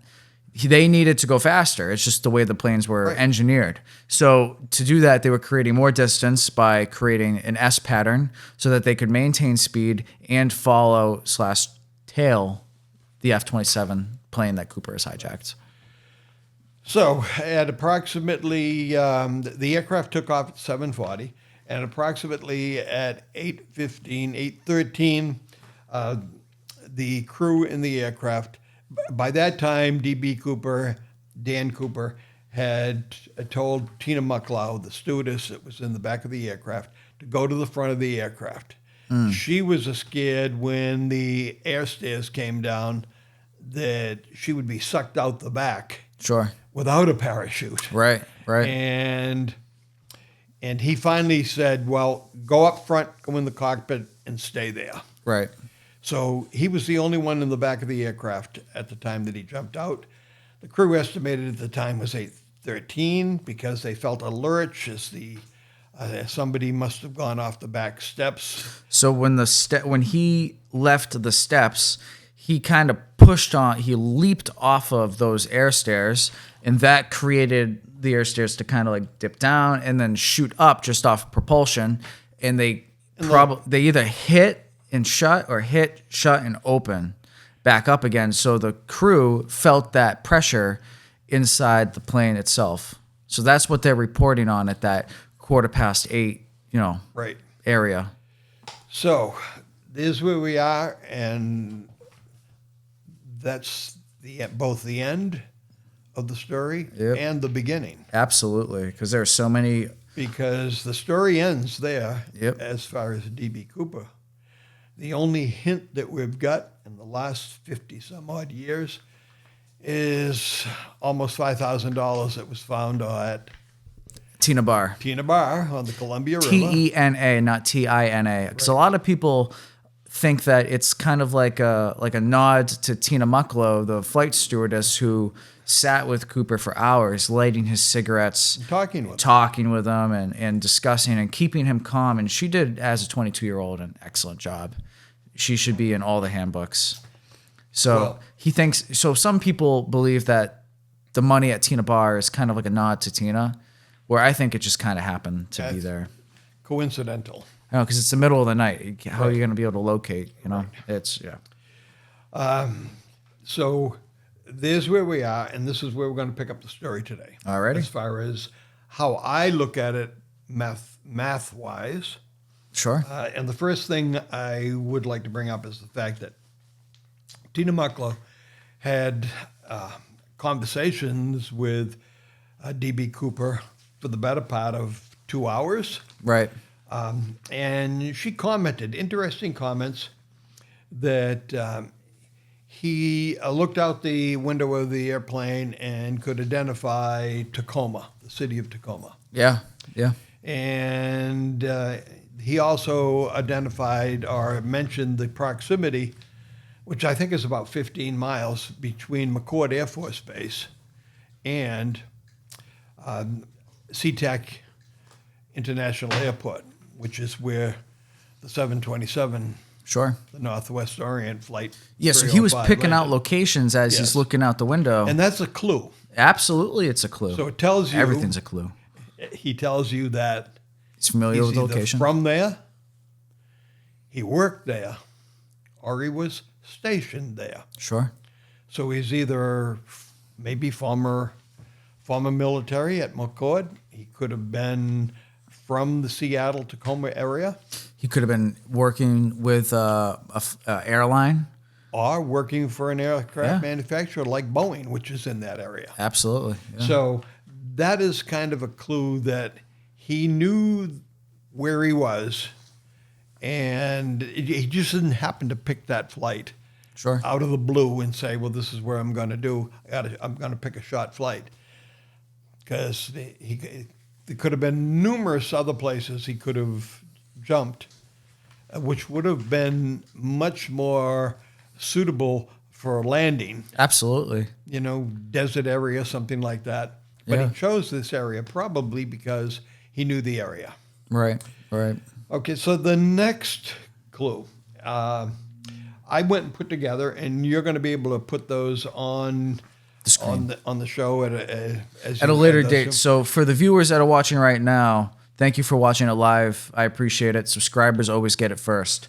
But for anybody who's watching it later, tomorrow, which is going to be Sunday, so if you're watching it on Sunday or beyond, you'll be able to see these images. So make sure you come back and check it out if you want to check out these images. Okay, so what do we have on the plane after DB jumps? So we have the reserve chute, Yep. the cable, the paracord that he cut out. Yep. And we also have one of the most profounding piece of evidence, the tie and the tie clip itself. And some 7-Up. I got to take a sip. I don't drink soda all that much, but you know what? For this occasion, I've And got it. additionally, in addition to those items, the tie, the glasses that his drinks, 7-Up and bourbon, was served in, Sure. we have 8 cigarette butts. Absolutely. Not just any cigarette butts, Raleigh. Raleigh. Now, that's a clue. Absolutely, it's a clue. Unfortunately, it's a clue that got misplaced Yeah. or lost. However, they do have the brand, and the fact that the brand is a definite clue. At that time, 1971, just to give you a quick update, 1971, the beginning of the year, January 2nd, was the day that there were no more commercials for cigarettes on TV because of health concerns. Sure. They banned cigarette commercials from television. Before that, there were a lot of commercials, interesting commercials for cigarettes on television. The top cigarette at that time in 1971 was a Winston, Okay. and followed closely by Marlboro. Okay. So those were the two. D.B. Cooper smoked Raleigh, and Raleigh is not even in the top 10. So what is Raleigh's customer base? Who smokes Raleigh? Like, okay, businessmen drive Porsche, millionaires drive Lamborghinis. Businessmen drive Audis. You and I don't. No, not me. No. I drive a Nissan Frontier. And you also drive Old Corvette. Old Corvette. well, a Harley. I do ride motorcycles. Yes, you do. I do like my motorcycles. And I watch people ride motorcycles. They're so much fun. So the cigarettes are a major clue. And why did people smoke Raleigh? Well, there were the big 4 cigarette manufacturers, some American, and I've listed them here. And Raleigh is in the second tier. And they're not one of the more Brown and Williamson, who makes Raleigh. Their biggest seller was Kool. Okay. Kool was the first mentholated cigarette that came out, and at that time, Kool was a number 4 cigarette in the United States. Sure. Menthol. First menthol came out in the 1930s. Raleigh isn't even on the top 15 list as being. So why would anybody smoke Raleigh? Well, Raleigh was the first cigarette which offered coupons in the packs. Absolutely. So if you smoked Raleigh, you primarily saved coupons because they had value. Sure. You could turn them in. They were similar to S&H green stabs, which you used to get at supermarkets. You'd put them in a booklet, and then you would send them in and get merchandise premiums back from the company. And the only cigarette company that did it at that time was Brown and Williamson. And they did it with two cigarettes. One was Raleigh, and one was Bel Air, which was their menthol cigarette with a coupon in it. And those were the only two coupon in 1970s. Those were the only two coupons that were available. Other companies did it later on, but Raleigh and Bel Air were the only two that had these little coupons, and you could save them up and turn them in for premiums. So what do we got? We have a individual who is probably has association with the Seattle-Tacoma area, from Sure. what he said to Tina Mucklow. He smokes cigarettes. He probably, if he's smoking 8 on a flight that lasted from 3 o'clock until he went out the back, he's probably saving those coupons. Right. So now we've narrowed it down to male, Caucasian, roughly 5'10", in his 40s, smokes Raleigh cigarettes, probably from that area of the Northwest. If he smokes Raleighs, let's make the next conclusion that he probably saved the coupons if he smoked them like he was smoking them that night. I tried to find out whether the FBI investigated that clue of who in the Pacific Northwest turned into Brown and Williamson for premiums using Raleigh cigarettes. Sure. And I could not find a definite answer that yes, they did. Maybe we can ask Eric that question. Yes, that's a good great question to yeah. ask him. He's probably never been asked that question before. Maybe not. But only a mathematician would come up with that. Absolutely. So here's what I did. Now I wanted to identify. How do we identify D.B. Cooper? Well, you got him right there. We got him right here. That's just what he looks like, right? Absolutely. Oops. If we go to my camera, we can check it out. Right there. That's the wanted poster for D.B. Cooper, done by an FBI sketch artist, which started within a day and a half after the hijacking and was updated several times after that. So here's what I did. I took that picture and I took some of our candidates for that have been identified as being D.B. Cooper. Sure. Either identified by themselves, identified by relatives, or identified by podcasters and by broadcasters and by Investigators, other people. anybody, yeah. Private investigators. So, and here's the list that I got. And you're going to see this picture when you put this on. These are a few of the D.B. Cooper suspects. Robert McCoy, we talked about him last week. Sure. Ted Braden, who was mentioned by Darren last week, is one of his possible candidates. Bob Rackstraw.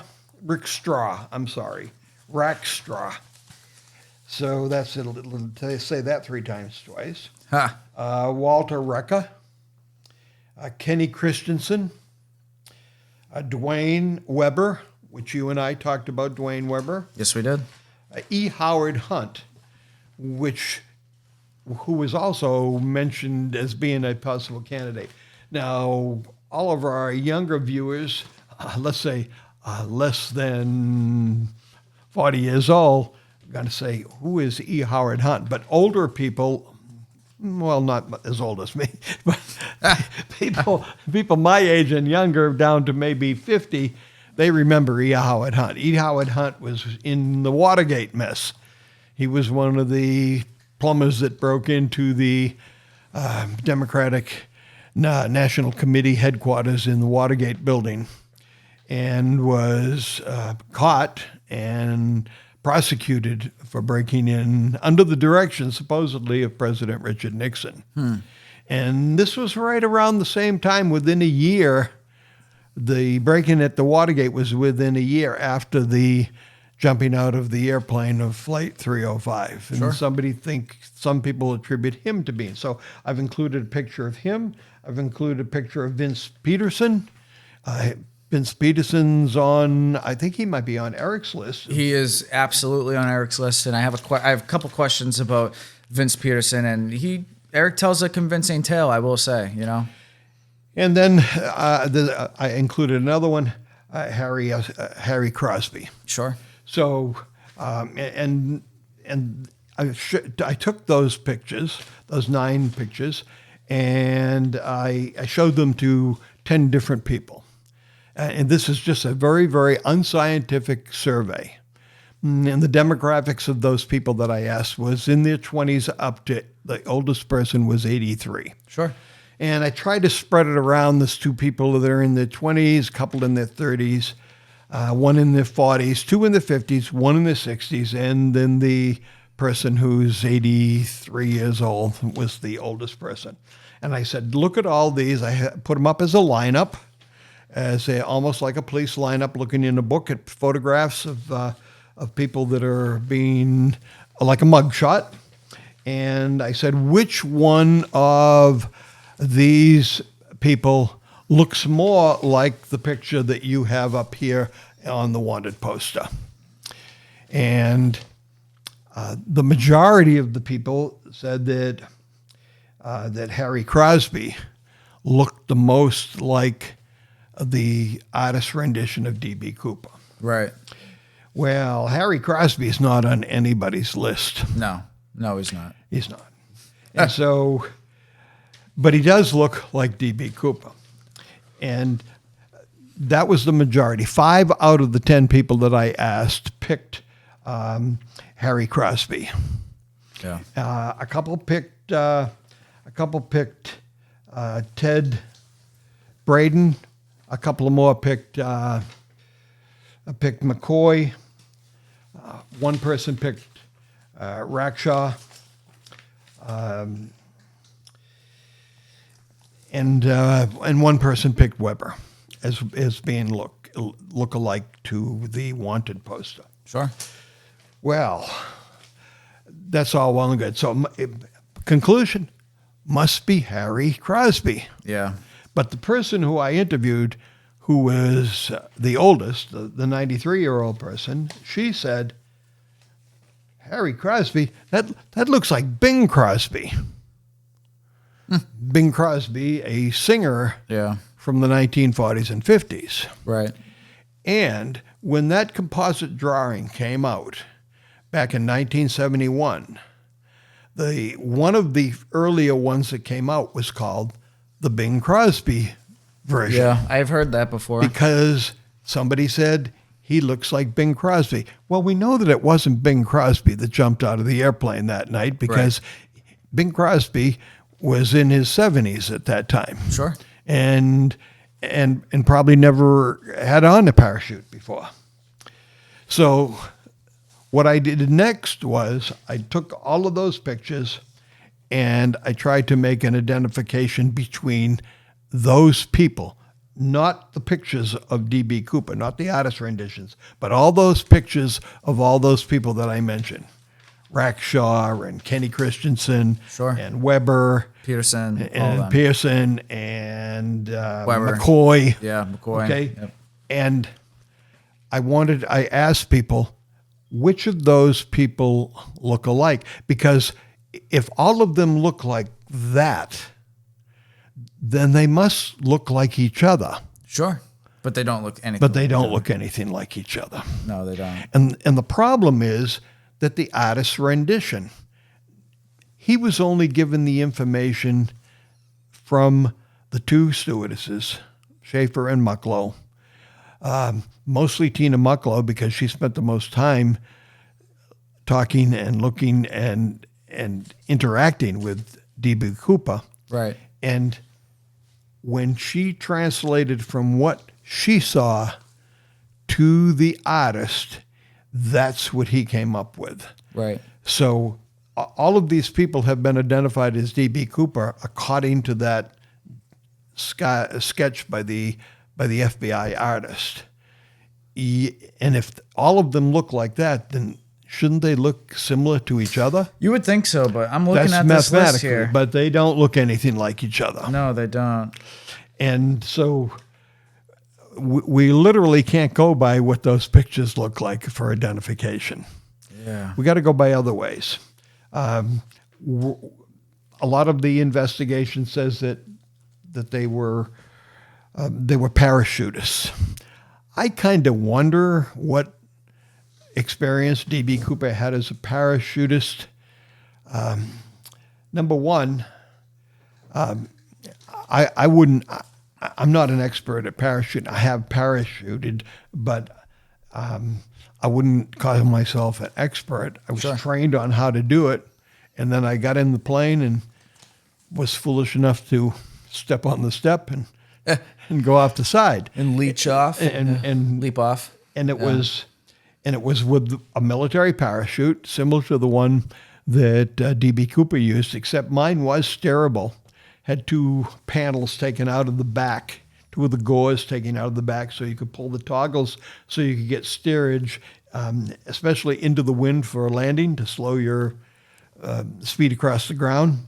And so that's kind of a interesting topic, conclusion that I've come, that I don't know that D.B. Cooper was experienced as all of the candidates. Many of those candidates had smoke jumping or military jumping or all other kinds of parachute training.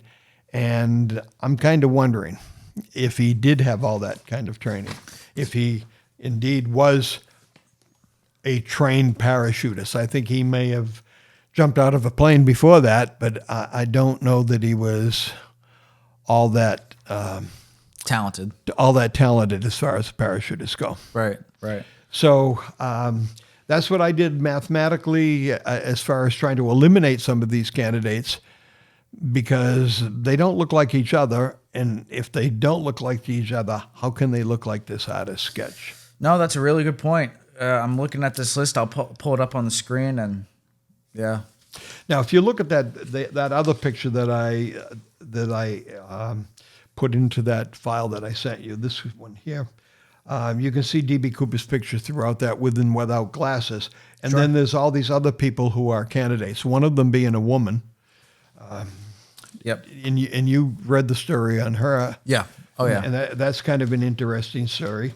I'm not sure how much I believe it. I don't know how much I believe any of them. Yeah, exactly. No, that's the truth, yeah. What would you do if you hit the big lottery tonight? It's over 600,000. What would you not do if you hit? Well, I'll tell you, the first thing I do is I get on the phone with my accountant and I get on the phone with a lawyer. Those are the first two things. Great. I would not tell anybody. Great. I wouldn't tell anybody besides an accountant and a lawyer. Nor would I. Now, Yeah. if you suddenly came into $200,000 No one. I'm not telling going anybody. out the back of an airplane, who are you going to tell? Nobody. No one. Your accountant, Yeah. and your lawyer. Yeah, And you may exactly. need both. Yeah, you may need both. You may 200, need both. well, especially 200 grand then. That's $1 million now. Yes. You know, that's It was a 1 point something sizable million amount of dollars. money. Yeah. And we have people now who have come out of the woodwork saying that they are D.B. Cooper, or on their deathbed became D.B. Cooper, which is interesting because when you do that and you die soon after, you can be sure that the feds are not going to come after you Right. when you're deceased. Sure. They may come back looking for the money, but they're not going to be prosecuting you. So many people have said that they're D.B. Cooper on their deathbed. Some say, I could have been D.B. Cooper. I might be D.B. Cooper. And now you have children and even grandchildren who say, oh, that was my dad who was D.B. Cooper. I feel like everybody wants to like paint their relatives in some, light. Like everybody wants to do that. Like I feel like everyone is, as long as you have a good relationship with your family, everyone always wants to have something good to say about their family. Yes. Like, look how good my son is at baseball. Look how my dad was semi-pro or my dad would beat up your dad. And my dad is mentality. D.B. Cooper. Exactly. So that's what I think it is. Yeah. And the D.B. Cooper crime does not have the impact that some heinous crime would Oh, have. sure. We just went over H.H. Holmes. We went over Lee Harvey Oswald. Right. You know, John Morris. You know. Yes. Yeah. You know, all of them. and those certainly people weren't heroic, but there's something heroic About DB. Yes, in Because he's dressed in a suit. He's looking good. He's polite. Right. He's in a way, I guess, flirtatious, and this whole experience for Tina is relatively romantic. So he does portray, and he doesn't hurt anybody. No, he doesn't hurt anybody besides the airlines, which no one really cares about the airlines. Who cares about that? Well, what everybody considers is, oh, they're insured, and they were. Absolutely, They were insured. Yeah. Yeah. So it's just, yeah. It's an interesting scenario, and now comes down to the final line: did he make it or didn't he? What do you think? My honest opinion is, and if you ask me tomorrow, I may have a different opinion. Sure. Today, as we sit here today, I believe he would have been able to safely land on the ground. And the reason being, going down in the trees can be dangerous, but it also can be one of the safest places to parachute. Oh, really? Because the parachute gets caught in the tree, and you either get down to the ground or you're hanging there. Right. And if you've got your handy dandy knife with you, you can cut yourself out of the harness that you're in. I looked at a map of that area, and a lot of people think, well, gee, he might have gone down in the Columbia River, or he could have gone into a lake and he could have drowned and things like that. The majority of that area where he jumped is not wet, not water. The majority of that is either forest or field. So his chance, I would guess by looking at the map, and I only did a quick look at the map in the area that was designated as probable jump zone, and it was 80%, approximately 80% land, and maybe 17 to 20% wet water. So the chances are, if you look at it that way, 80% chance that he's going to come down either in a field or in a forest. Right. And both of those are survivable. Absolutely. Yeah. And they teach you in those, especially if he had experience in the military, they teach you how to rappel down from a parachute if you're caught in the trees. Right. They teach you how to do that. I don't know how tall the trees are there. They're sizable. 30 feet, 50 No feet. higher. Yeah, in about that area. Yeah. Forest land, a lot of lumber activity up there. And it's not, that area wasn't like cut down all that often. So there's branches he could have grabbed onto. You know, even I don't think, and I don't think he got caught in a tree and died. I just don't think that's DB Cooper, because one, we would have found him. People were all over that area. We would have found him. By now. They searched the area thoroughly, and we've had 50 years of hunting, logging, hiking, treasure hunters. All of those everybody. people have been going Drone through that activity. area. Yeah. Especially after 5 grand was found at Tina Bar on the Columbia River. That gave people a whole resurgence to go out and look for the money. Sure. As Darren said last week, when he was a kid and he lived in that area, let's go look for DB Cooper's money. Right. It was the thing to do. Right. And you would have thought after all of these years, if the money was out there, and the remnants of either he or the parachute or the harness, some of that would still be there. The buckles, the webbing, maybe not the chute itself, and maybe not DB if he was hanging from a tree. But you got to think there's going to be signs. Of all the materials in the case, the bomb-making materials in the case would be there. Certainly the cash would be spread all over the place. Right. You know, it's just, to me, he got down.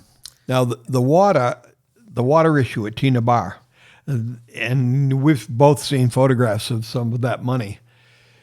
And it was in bad shape.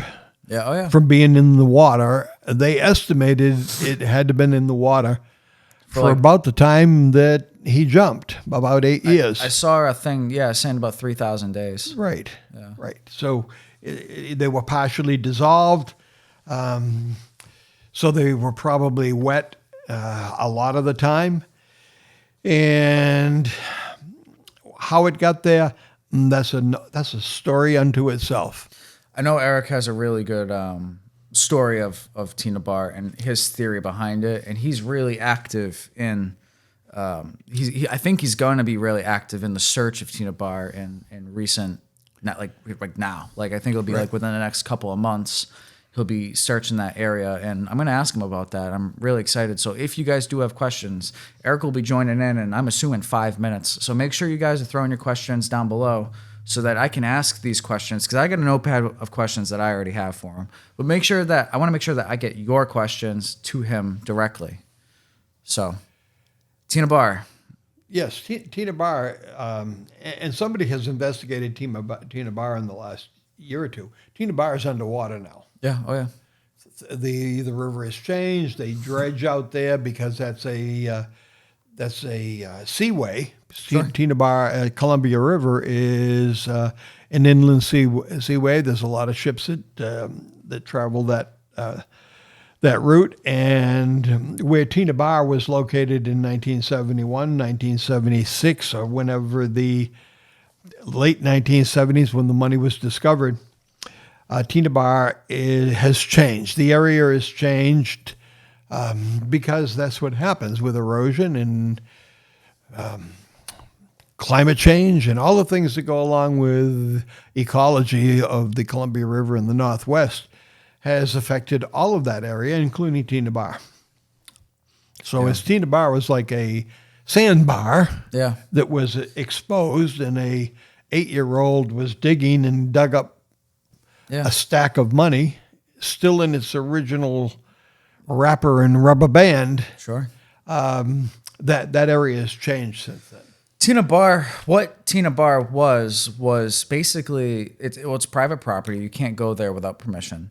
But it was like an area at that point where you could go. There was a little box. You could give a quarter or a buck, and fishermen would go there. It was very down, like low key. Right. Not everybody knows about it. Only like the real fishermen of that area went there. So it wasn't like a beach. Right. So it was like the middle of the woods, and you got this little sandy area, and fishermen would stand there and fish, and people would go there and camp every so often, but you had to know someone to get there. It's kind of the impression that, I got. And it's not easy to get to. It's basically like an island. It's out there, and it's accessible by a dirt road, which runs not too far away from it, but it is not... It's off the beaten track for sure. Absolutely. And how the money ever wound up there, that's a good question. What's your view of this case? Like, how do you see this?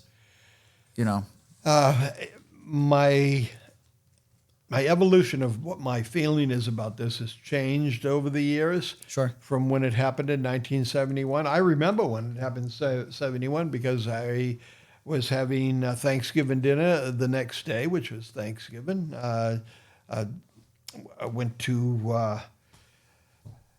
I first went to my relative's house where we all had dinner and watched the Detroit Lions playing football on Thanksgiving Day, and of course we're in the Thanksgiving belt here where we are in Massachusetts. We're only 20 miles away from where it all happened, America's hometown in Plymouth, and the talk of the day, other than football, was some guy jumped out of a plane over the Pacific Northwest. Imagine the headlines. With 200 G's. Yeah. Now, 200 G's back then, $200,000, was a big, big amount of money. Sure. And it was about $1 million or so, give or take a couple of bucks. It's worth in today's dollars, it's worth a sizable, much more than that.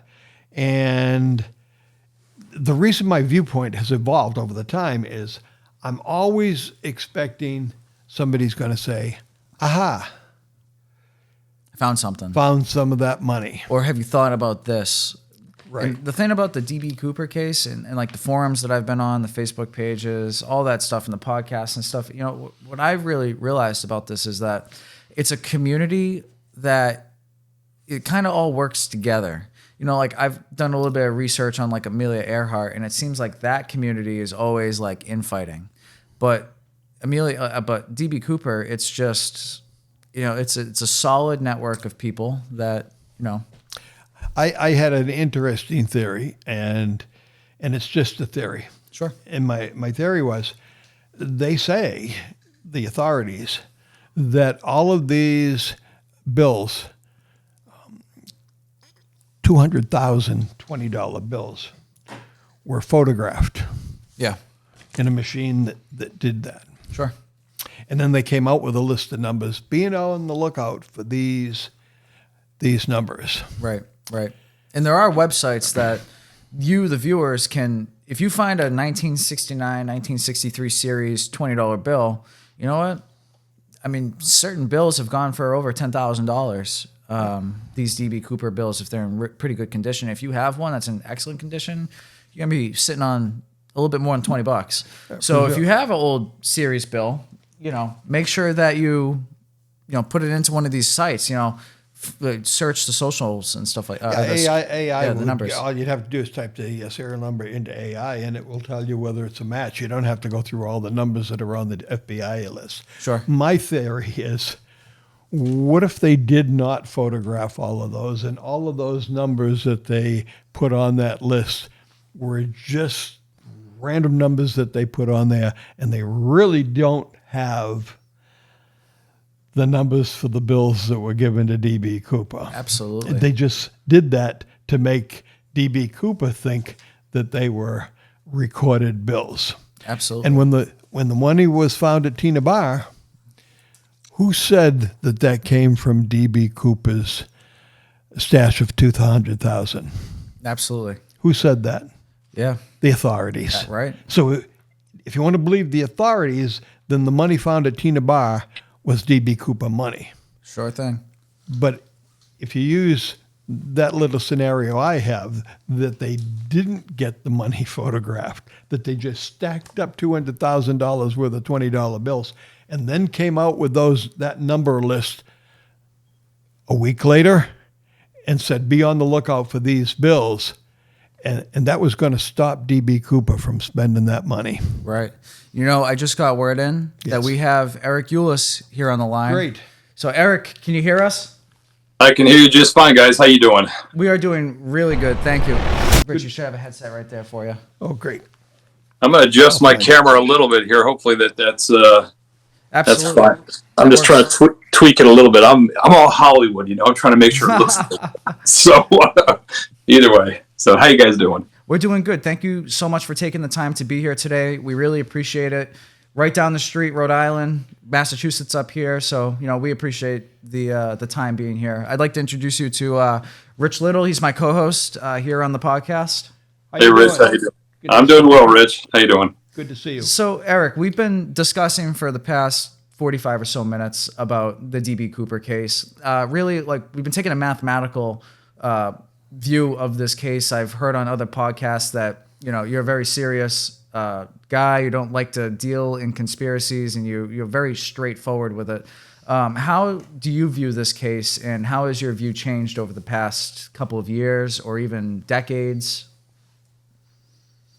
Well, as far as how I view the case, obviously it's the only unsolved skyjacking in American history, so that in and of itself makes it noteworthy and frankly just an interesting and intriguing mystery. And I think the more the time has gone by, that also adds something to the allure of the case. When it was, back in 1971 or shortly thereafter, 72, when it happened, I think the way people viewed the case was more or less a hot crime, an immediate crime, and I think I think DB Cooper was sort of immediately a cult hero right off the bat, but I mean, there was a certain perception that the public had of the guy. 50 years out, 54 years out now, it's almost something that it's hard to realize or consider that it actually is a real event. This really happened, and this was a real person. And we're not talking Bigfoot here or the Loch Ness Monster. I mean, this dude really rolled. So I think that sort of adds to the allure of it. How my perspective on this thing has changed over the years. Obviously, I've greatly refined my understanding of the case and who I think DB Cooper was.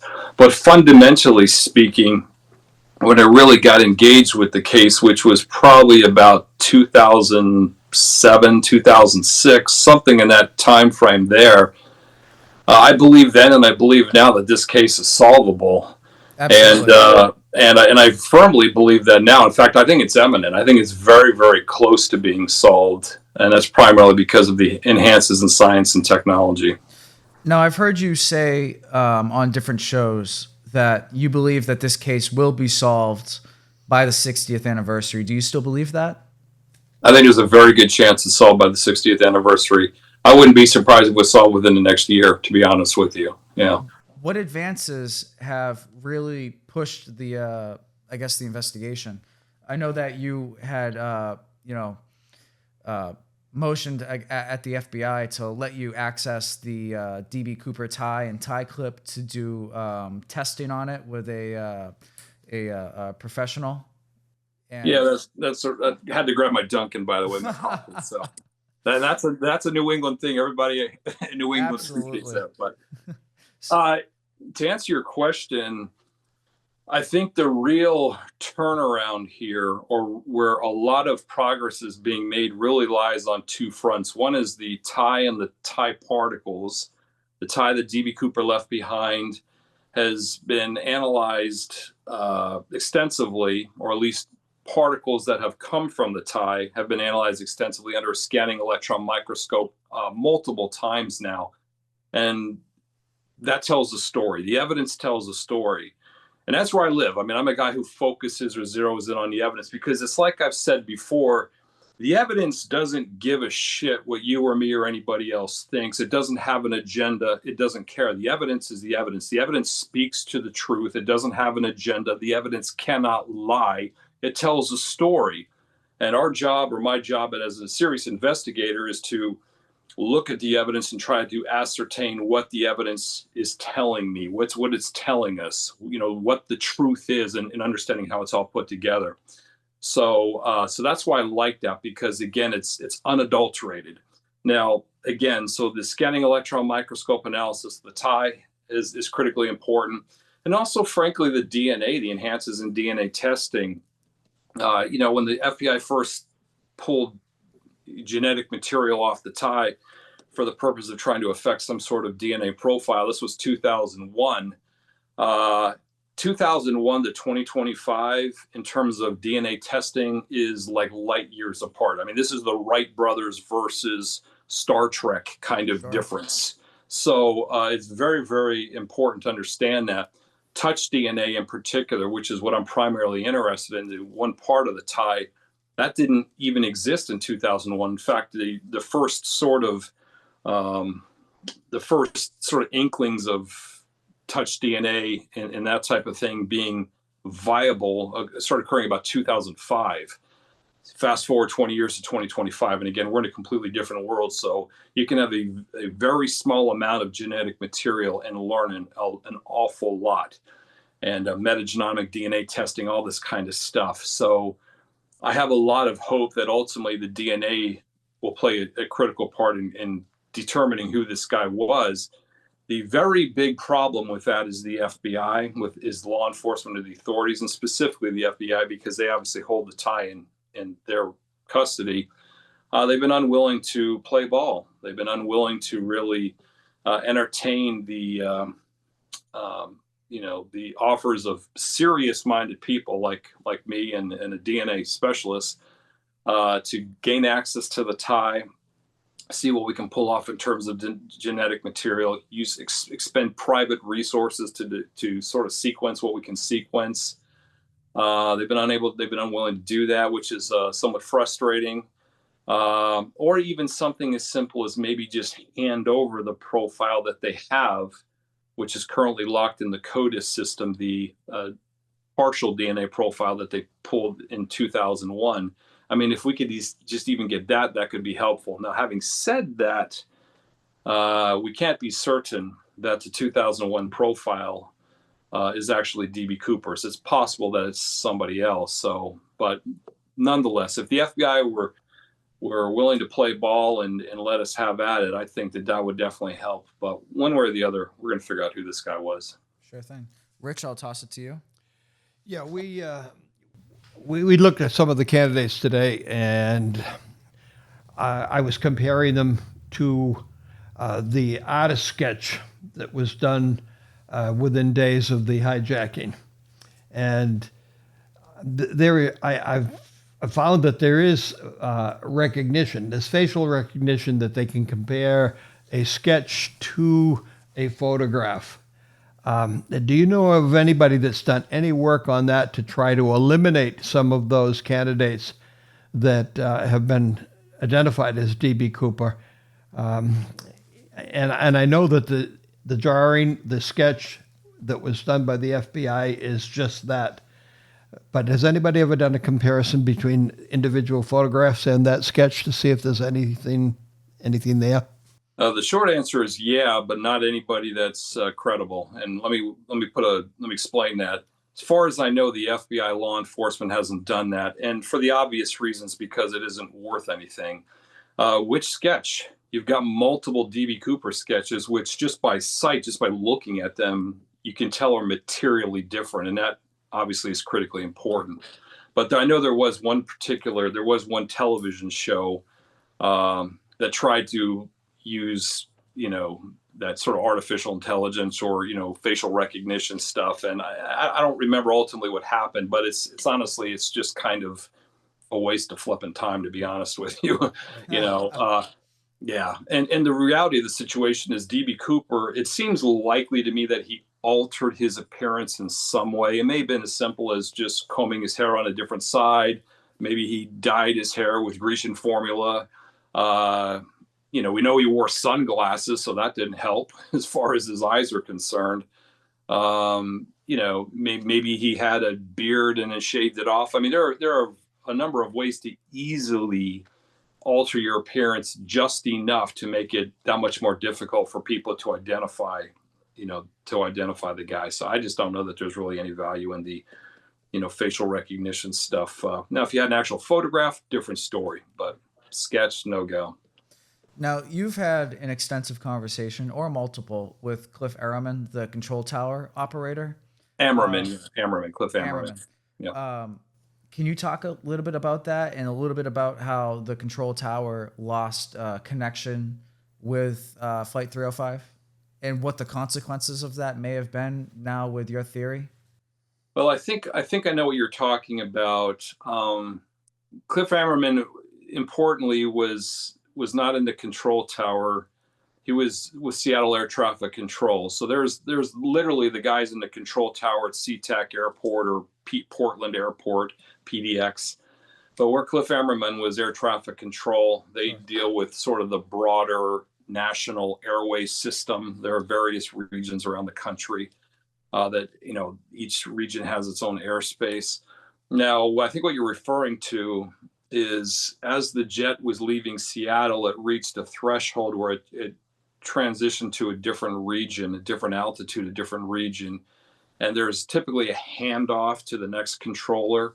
And that was bungled. It was bungled. So there was a period of time, and off the top of my head, I want to say it was something around 15 minutes or so, where whoever Flight 305 was communicating with, it was the wrong air traffic controller. It was the air traffic controller at a different level, different altitude. Now, why that's important? It's not that the jet was in any real imminent danger or anything else, but why that's really important is that the conversations during that 15-minute period of time or thereabouts, we don't have transcripts of that conversation. Now, critically, this is the time when DB Cooper jumped. So, in particular, the co-pilot, a guy named Bill Radicek, whom I've also had conversations with about this, he's expressed this publicly, but he also told me this personally, that at the time DB Cooper was walking down the stairs, it was obvious in the cockpit, based upon sort of the instruments kind of fluttering a little bit, that something was going on, that DB Cooper was messing around with the stairs. Then there's sort of a pressure bump that they attribute to DB Cooper actually leaving the stairs, and the air stairs springing back up like a diving board into the fuselage, the back bottom of the fuselage, and creating this sort of light popping sensation in the ears. And Bill Radicek told me that he mentioned something to the air traffic control ATC that, mark your shrimp boats or mark your whatever. This is, I think our friend just took leave of us. Words to that effect. The problem is we don't have that in the transcripts. Why that would have been nice to have in the transcripts is the transcripts were timed with absolute precision. We would have known exactly when DB Cooper jumped, and we don't. We have a pretty good idea within 1 or 2 minutes, but we really don't know precisely when he jumped. And when you got a jet traveling 3 miles a minute, well, you can see that's a little bit of a problem. Sure. So that's how, as a practical matter, it's kind of messed things up to some degree. And that's not the only example. That's not the only example of mistakes being made along the path of this jet. Not only on the part of like air traffic control in this case, but also the FBI in particular as they've investigated. Sure. Now, if another briefcase or even the bomb-making material, parachute, any type of additional evidence, even some more bills were to pop up either in the woods or in society, and we could prove that through serial numbers, how would that change the case? Would it reopen the FBI case pretty much immediately? Yeah, I think it would. I think the FBI has said as much. I think they would open it at least temporarily to exhaust that new lead. Sure. As a practical matter, let's say you found a $20 bill. I don't know that it would really. I don't know that there's much we could learn, unless, of course, it was a situation where somebody pulled it out of their piggy bank and it had been sitting there for 50 years, and Uncle Joe gave them this $20 bill as a birthday gift, 50 years ago, and it just kind of sat in the piggy bank. Well, then obviously that would be critical. But if it's just one of those things where you just happen to get it out of an ATM, right. I don't know that there's much you can get out of it. And I'm not sure what was the other. Was there another part to your question there as far as the? I was just wondering how it would change the case. Yeah, if any of the materials were found. Yeah, now that is important, and that's why I'm searching, and I've been searching, and I'm going to continue to search because I'm trying to find new evidence. Absolutely, there's nothing better than getting our hands on some new evidence, So especially with you and your YouTube channel, if you were to find it, pull your camera out, man, you're going viral. That's exactly what I'm talking about. That's right. Just Eric Ulis. Just go to YouTube and search Eric Ulis. And actually, I'm glad you brought that up because I am searching on the 17th of September, so that's coming up in about 3 weeks here, and I'm going to ask about that. I'm going to continue to search, but I will be filming this stuff. A lot of this stuff is going to be filmed, so I'll be putting really kind of hot off the press, active content on my YouTube channel. So if anybody wants to just go to YouTube and look up Eric Ulis, ERICULIS, you can find my channel, subscribe, and that stuff will just pop up there when it pops up. But that's really important. That evidence is really important for a couple of reasons. Now, the parachutes, there's some value in that, but, I don't know. I mean, probably not a hell of a lot, other than it gives us a really good idea where the guy landed, which I think settles an old question, where did he actually land?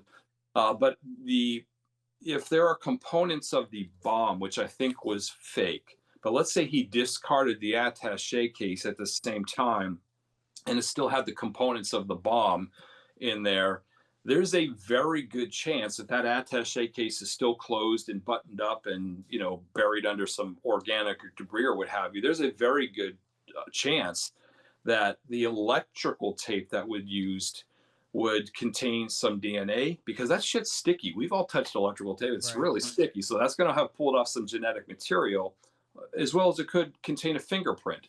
Not to mention the components themselves, the road flares, the batteries, whatever is in there. We can figure out, well, where did it come from? Where did the attache case came from? Okay, it came from Sears. It's a model 2500. I mean, there are things we can do to kind of help kind of go back in time and figure out where these things came from, and ultimately where DB Cooper came from. Again, putting aside the electrical tape and the DNA and everything else that could come from it. So that could be an enormous breakthrough if we found something like that. Sure.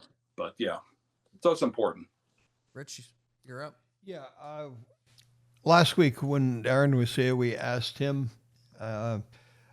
who his number one candidate was. And I'd like to ask you, out of the cast of characters who were or are D.B. Cooper or Dan Cooper, do you have a theory of who your candidate would be out of those, or would it be somebody out of the blue different?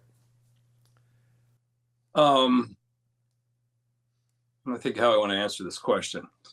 I am currently working an aspect, an angle of this case that is new and I think is really important. And I'm not going to speak too much to it, but I will say this much.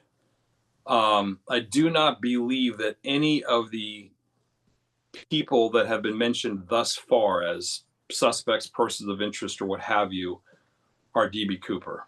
Sure. I don't think any of these people are DB Cooper. And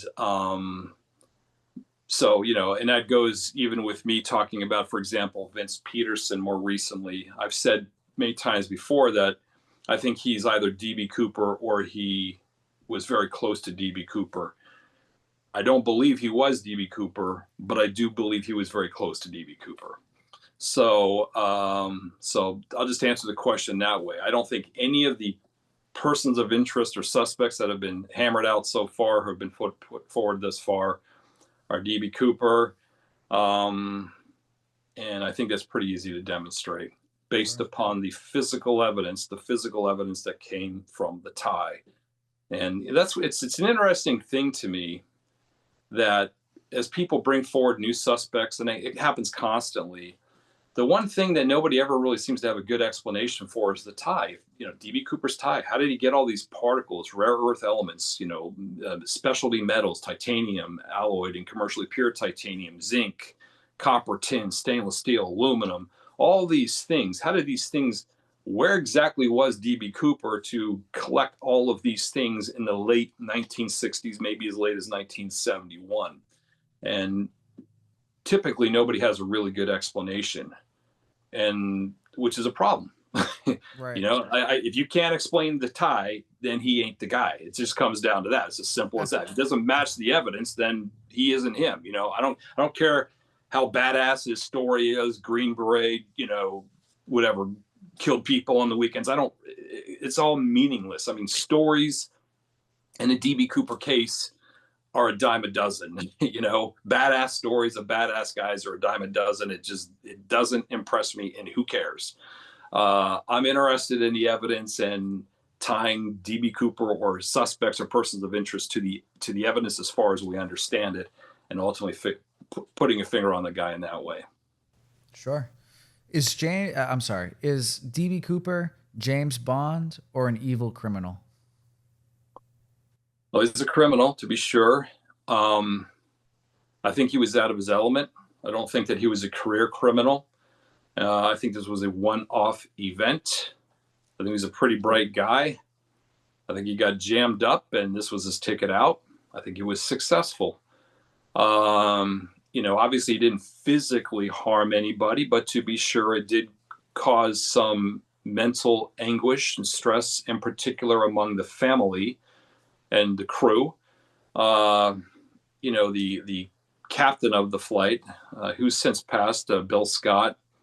I know his daughter quite well. His daughter was 16 years of age at the time that the skyjacking took place. And,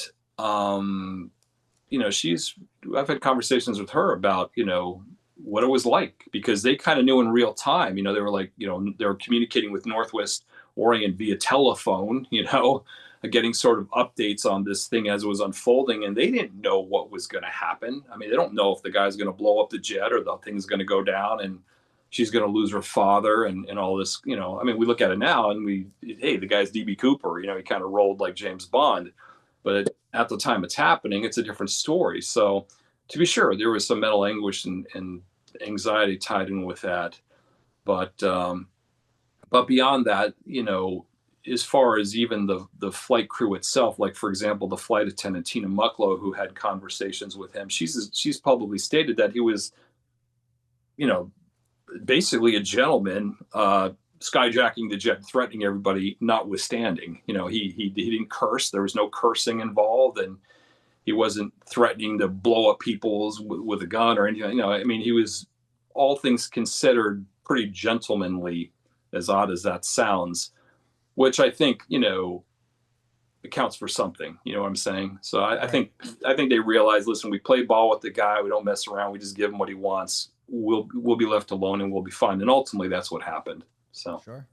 Now, Rich, you had a interesting idea last week on our first DB Cooper episode, and that was around the possibility of the attaché case containing a ham radio of some sort. Do you want to talk about that?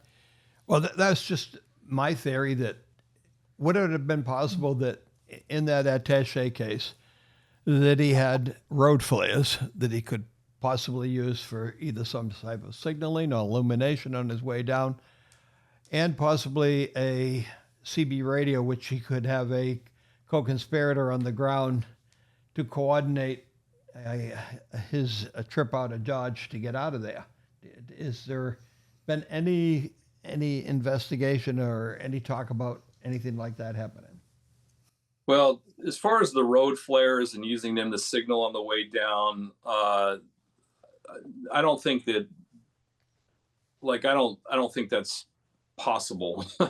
And this is what I mean. First of all, I think it'd be a foolish idea, because, anybody in the greater Vancouver area who's looking up at the sky is going to see these UFO objects descending from the sky. And what better way to draw attention to yourself than be lit up like the center of attention, like Elvis, giving a performance mid-air, So I think that's a really, really bad idea. The other thing is a practical matter. When do you light them? You sure as hell not lighting them once you jump from the jet. You're not lighting them. So he would have had to light them on the jet. And there's just simply no evidence of something of that nature being burned in the back of the jet before he jumps out. So I just don't think that's possible. A radio, sure, that's entirely possible. Maybe he had some sort of accomplice on the ground somewhere that he could contact through shortwave radio, that type of thing. I think the really big problem with that would be, where are you? Right. DB Cooper lands somewhere in the woods. I'm like, hey, Joe, I'm on the ground. Well, where the hell are you? I don't know. I mean, how do you know where you are? So that's a really big problem. It seems much more likely that if he had an accomplice and he was looking to get secreted out of the area by way of an accomplice, it seems to me that his best course of action would have been to walk to the nearest payphone and then make a call from the payphone. From the payphone, you could obviously ascertain reasonably quickly where you actually are. So that's kind of just how my view of it. So I don't think that he used a radio or anything of that nature. As a practical matter, it just seems very daunting. I also don't think he had an accomplice on the ground. I don't think it's unnecessary. It's unnecessary, and I just don't think he had one. There's nothing to indicate that he had one. Did the FBI look into any sort of hotel records or anything like that? Because there is that million dollar question of, where did he come from? How did he get to the airport? How did he get there? And I've listened to some of your podcasts. I kind of had an Eric Ulis week at work. I had you in one ear listening to all your shows, so I was kind of preparing for this. And I've heard you talk about if he didn't get that back seat in the plane, the back row, he might have just taken the flight and then just planned another one. So did the FBI look into any of these possible hotel stays into any strange aliases? Yeah, the FBI looked extensively around Portland at hotels, motels, rental car agencies, bus drivers, taxi drivers, restaurants in the airport around the area. So they did look extensively into that area and try to ascertain where he came from. And they came away empty handed. They even looked at the parking garage, cars that maybe were abandoned in the parking garage at the airport, things of that nature. Came away with nothing. I know that they at some point wanted to look into passenger manifests for flights, but this was longer than 6 months out from the skyjacking. Why that's important is because the airlines, I'm not sure why, but the records of passengers and that kind of thing were just discarded or destroyed after 6 months. So in other words, they couldn't come up with a list of passengers that had flown in earlier that day. I don't know that would have meant a hell of a lot anyway, because back then, 71, you didn't need to present any identification or a real name. So, Leroy Jones could have been DB Cooper flying in from Seattle that morning, and then he flew out as Dan Cooper later that afternoon. And how are you ever going to put that together? Sure. So that's I don't know that there's much that could have been gleaned from that, but they did look into it. They even went as far as looking into payphones. They looked at payphone records around that whole Vancouver area where they believe he jumped. Not the whole area, but sort of the area where they believed he jumped. They looked at payphone records to see if maybe he did exactly what I described. He went to the nearest payphone and called somebody, but they came away with nothing. There wasn't a hell of a lot of payphone activity, as you can imagine, on Thanksgiving Eve in the middle of nowhere, but there were some. There were some long distance calls and things that were placed. So the authorities did a look into it. I have to say, on measure, I think the authorities actually did a pretty good job. They were pretty thorough in terms of trying to figure out who this guy was, where he came from, where he went, what happened. But obviously, the more the time went by, they just came away with nothing, came away empty handed. Sure. Rich, what do you got? I have one quick question, and this really doesn't have to do with DB Cooper, but with the airplane. I've read that they took that airplane to Reno as planned, and it was landed with the stairs down. And I often wondered, did that actually happen? They actually landed a 727 with the air stairs deployed. Do you know anything about that? That is exactly what happened. The air stairs, it's important for people to understand that the Boeing 727 was unique. There was one other jet, a DC-9, that had the same sort of thing, but it was unique in the sense that they had these air stairs that would deploy from the back bottom of the fuselage. Now, the reason that it was designed with air stairs is that the 727 itself was designed to service smaller airports that didn't have necessarily a jetway to get to board passengers or deplane passengers, or maybe they didn't have a pickup truck that had this kind of has the stairs on the back of the pickup truck to help people get up on the jet and off the jet. So the nice thing about a 727 is you could land at a small airport, and people could board the jet or deplane the jet with just the jet itself. It didn't need any additional equipment on the ground. So in the case of DB Cooper, he jumped from those rear air stairs, and there was no way to pull them back up. Mid-flight, there must have been some way to pull them back up mid-flight, but that would have entailed them going to the back and then somehow affecting something and having the stairs, hydraulically pulled back up. But they didn't do that because they were not permitted. The flight crew was not permitted, according to Cooper's orders, to come in the back. So ultimately, they did land the jet with the air stairs open, and the air stairs, hit the ground, obviously hit the runway and dragged along the runway and everything else. The damage that was done was minimal. It wasn't a big deal. I mean, the jet was able to fly the very next day back up to Seattle. But yeah, that's exactly what happened. Cool. I do have a question from an audience member here. Pond Poppin' Dan asks, why did the FBI give up on the case? Did they think it wasn't important?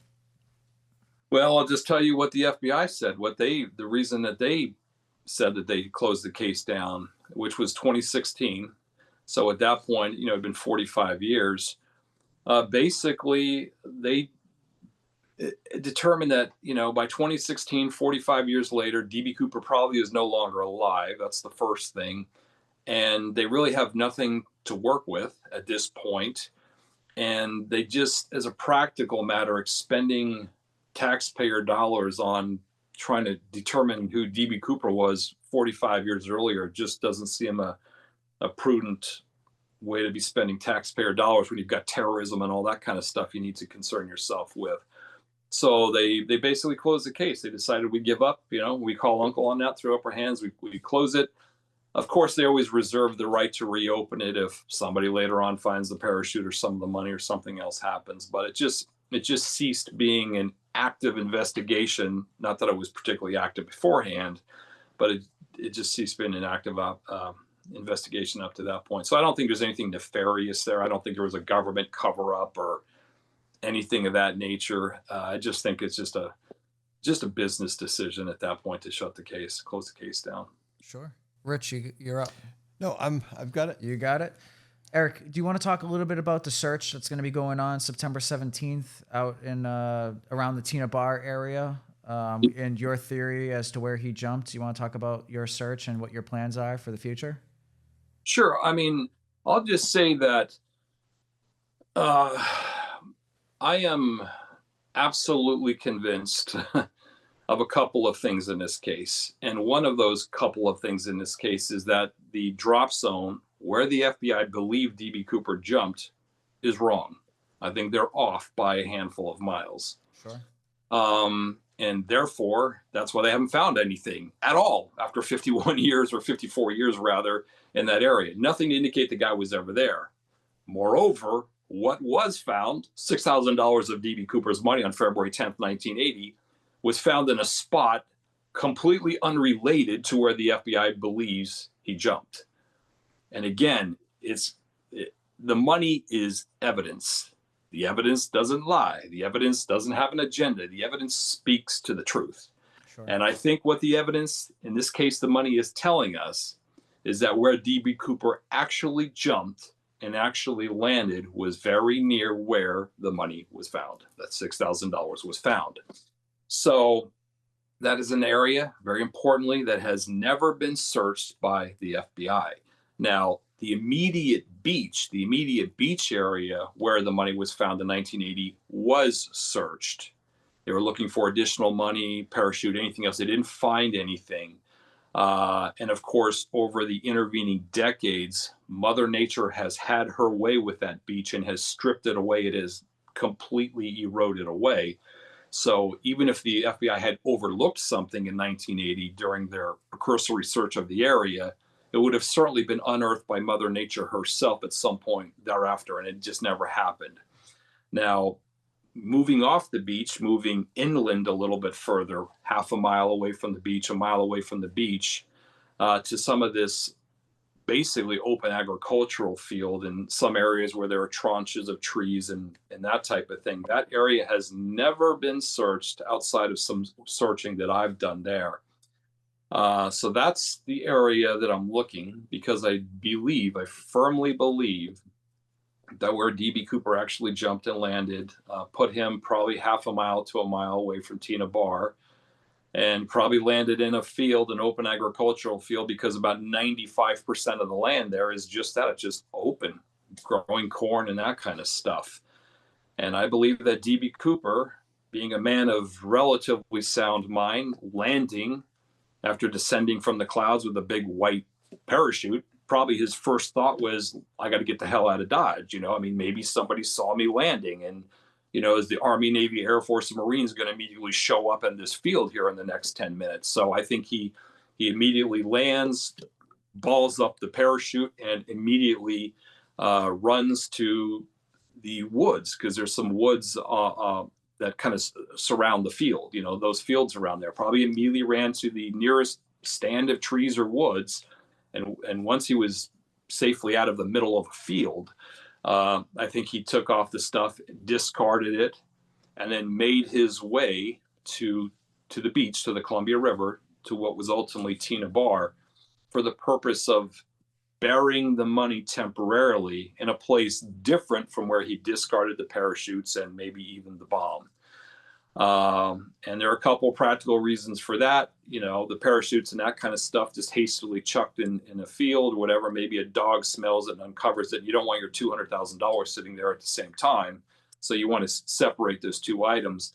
But the other thing is the earth there, the ground there is quite hard. It'd be very, very difficult and time consuming to bury the money there in one of those agricultural fields or areas.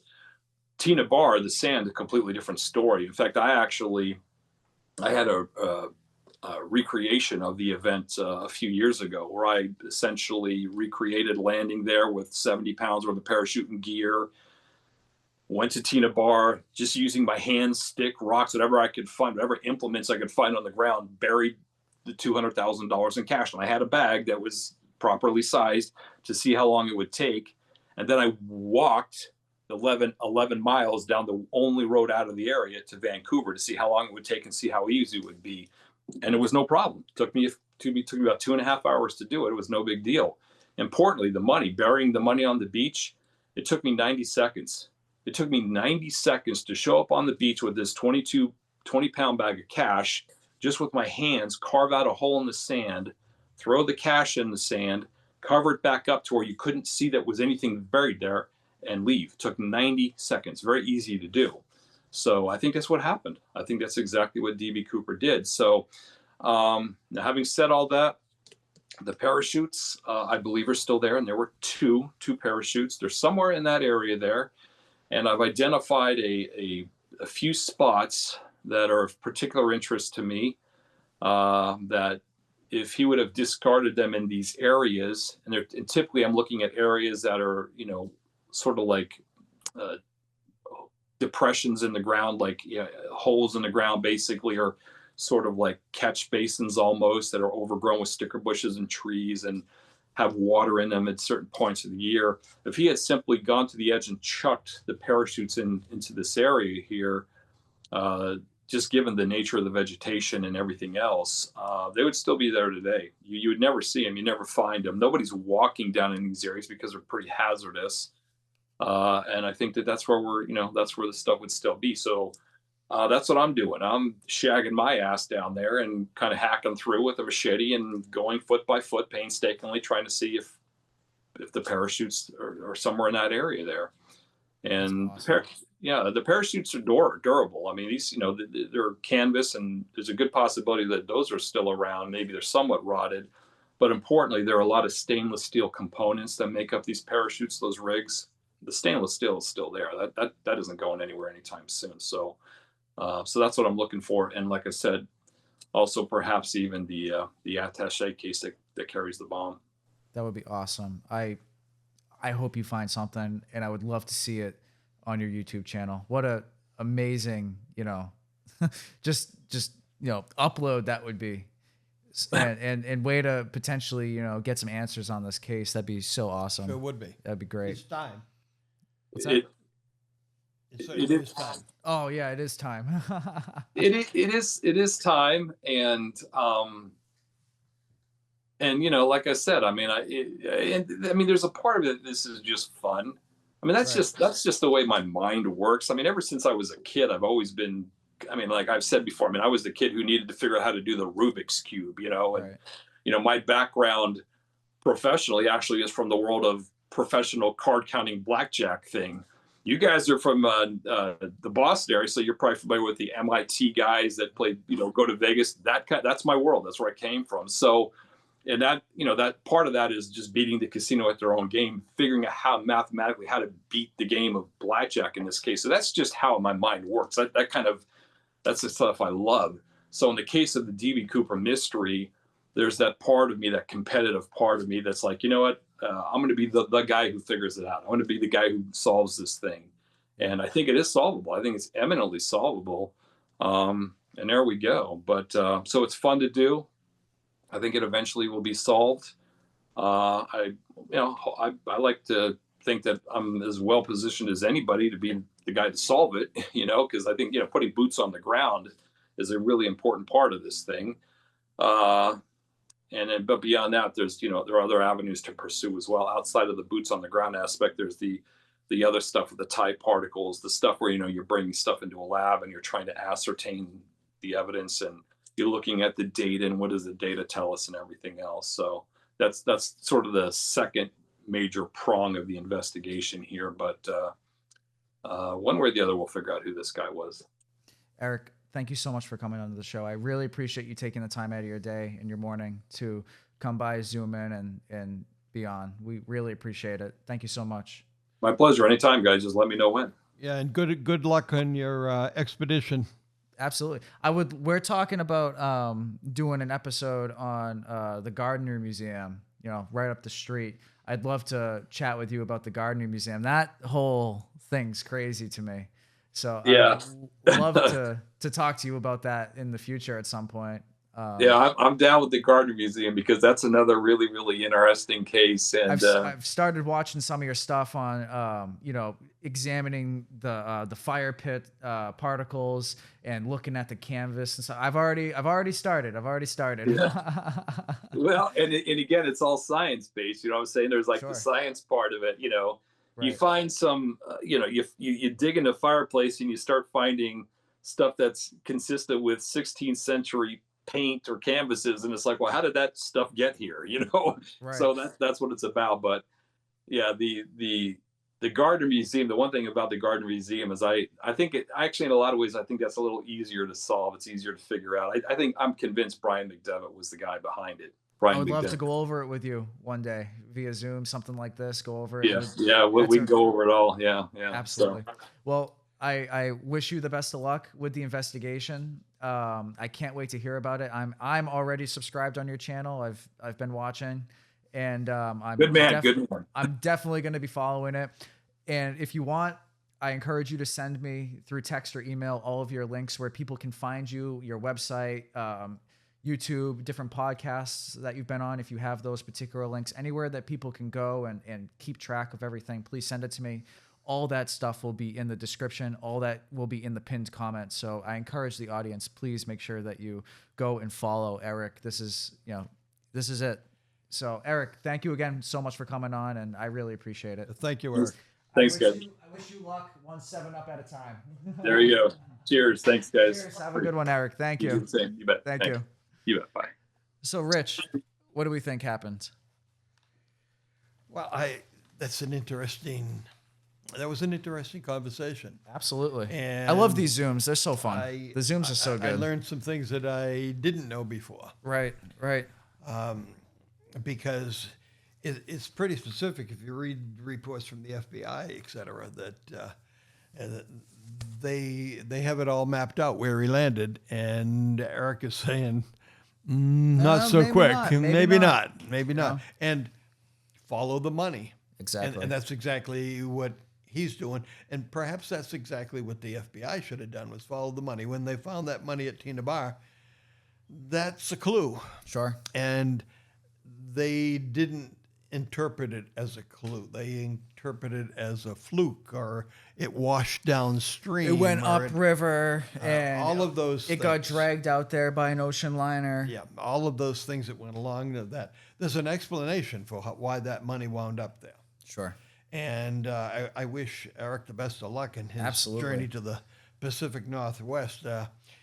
I wish we were going. I think I've actually been thinking like the ad revenue from YouTube. I would love to reinvest that in a trip out there with Eric. I'm gonna text him about it and see if I can do some documentation. You might be the guy to discover. Maybe. How awesome would that be? I'm walking through the woods and I trip over a case and I open up the my heart's pounding out my chest like this. It's beating all over the place.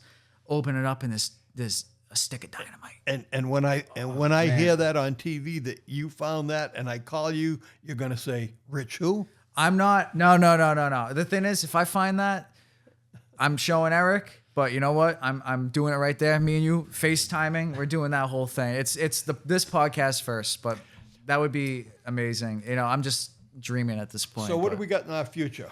I would love to do the Gardner Museum. I've already started research on that. That's a really good one. I've been talking about in the comments. People are asking for more about Oswald and JFK. So there's a couple of different things that we can text about. But if you guys are live, we're live right now. So if you guys want a particular subject, throw it in the comments. I have them pull it up right here. I'm reading them. So I appreciate all you guys who are in the comments, talking to us and making these lives really, something. Yeah, you've made these a lot of fun. All the comments that are coming in make this our job here. This isn't our main job in life, and this is fun for us. And we appreciate all of your comments on all of our. On all of our podcasts. Me personally, I'm totally vested into the Lizzie Borden case. Absolutely. You have your book right here? I do have my book right here. And this was a good week. A lot of people who saw our podcast last week and the weeks before on the Lizzie Borden one, on the final one on the autopsy, they have contacted me. And I want to personally thank you, Seth, for absolutely bringing me into the future, because we met on Thursday, and you officially got me onto the platform formerly known as Facebook. It's been a while. I've been my presence has been limited there. Sure. And so I want to thank you for getting me all up to speed on that. Not a problem. And I've had some interesting comments from people from the past. I got a comment from a former student, has to be 50 years ago. Wow. 1972, she said. That'd be 52 years ago. Yeah, that was right around D.B. Cooper. Yes, unbelievable. But we did get a really nice comment here from Judy Holiday. She says that she's been following us for about 3 months now. So Judy, I don't know what camera's on right now, but whichever thank camera. you, Judy. Thank you, Judy, very, very much. You wanted to announce about the... Oh, that's right. Yeah. Okay, so we did get another super thanks. I'd have to pull this up real quick. Yeah, that's exciting, and we want to thank you for your support on that, because that's what makes the show go. Absolutely. That and coffee. Absolutely, yes. You can shop the official coffee at coffeebyseth.com. Let me just pull this. Okay, and while you're doing that, I'll keep talking. I'll talk a little bit about some of the comments that I recently got on Lizzie about what's the possibility that Uncle John had an accomplice. One of the viewers, one of the comments that I got said, do you think that Uncle John, that's my theory, that he is the culprit in this particular case, and he alone is responsible for the deaths of Mr. and Mrs. Borden. And it's based on my fact of, especially on the autopsy show that we had, about the skull damage being almost identical, except one was on the left side in Mr. Borden's case, and on the right side on Mrs. Borden's case. And the wounds were very, very closely matched, and it looked like somebody who knew what they were doing. And we all know that Uncle John's profession was butcher. He was a butcher. So we do have the super thanks up right here. I want to say a special thank you to Kathy Flanders 6688. You are going to receive the first coffee cheers, or even 7-Up cheers. 7-Up cheers, DB. 7-Up cheers of the week. So thank you so much. Comment down below. I want to do one of these every single week. This is fun. The super thanks are absolutely keeping the show going, so we really appreciate it. So the coffee cheers of the week. Thank you very, very much, Katie. And we have we have a whole bunch of people that are very active in our comment section. Yeah, and if you would like to see any particular crime discussed, please leave it in the comments and let us know, because we're looking for things to do. Absolutely. And for places to go. Absolutely. So you guys can check out, what's that? Another comment. What do we got? Director Caroline's telling me we got a good comment. What do we got? On the North End Molasses. Oh, Flood. wow. I don't know anything about that. Oh, really? From Pond Pop and Dan? I do. I don't know anything about it, so I know a worked. little bit? I worked in Boston right out of high school. okay. And I don't mean this year of high school. I mean when I graduated from high school, I worked the summer after, and I was told by people who are in there that, gee, on a hot day like this, you can smell something sweet. And they were right. You could smell it. And what it was the remnants of the great molasses flood in Boston What? back years and years before. And I don't know anything about this. This is crazy. Well, I'll fill you up. There's a book or two written about it. And, I'll have to do some research. I will. That's a good one because there were deaths involved and there was court action involved. And of course, what do they use molasses for? Yeah. What? Rum. Oh, there we go. Yeah, I didn't know that. But Rich, this has been a great episode. I want to thank everybody on the live stream. Thank you so much for all your great comments. Thank you, everyone. Send a comment if it gets our attention, whether it be a super thanks or a super chat or just a really nice comment. We're gonna give you the coffee cheers. I'm gonna see if I can come up with a better name. So next week I'll have a good name, but for right now, Kathy Flanders, you got the first coffee cheers. Thank you. So keep the comments coming and make sure to purchase Rich's book, Cold Case Closed. It outlines the Lizzie Borden murders. The Borden family murders, because Rich believes Lizzie was innocent. So if you want to find out a little bit more about that particular case, make sure to check out Cold Case Closed. That will be linked in the description and in the pinned comment. And be sure to follow all of Eric Ulis' stuff. Again, Eric, if you're watching, thank you so much for coming on the show. It was really exciting. I had like a whole Eric Ulis week listening to all these different podcasts, his YouTube channel, prepping for this whole DB Cooper thing. So this has been a great episode. So it's been fun. Thank you very much, Seth. Thank you, guys. Caroline, thank you. Yes, thank you, guys. Have a good one.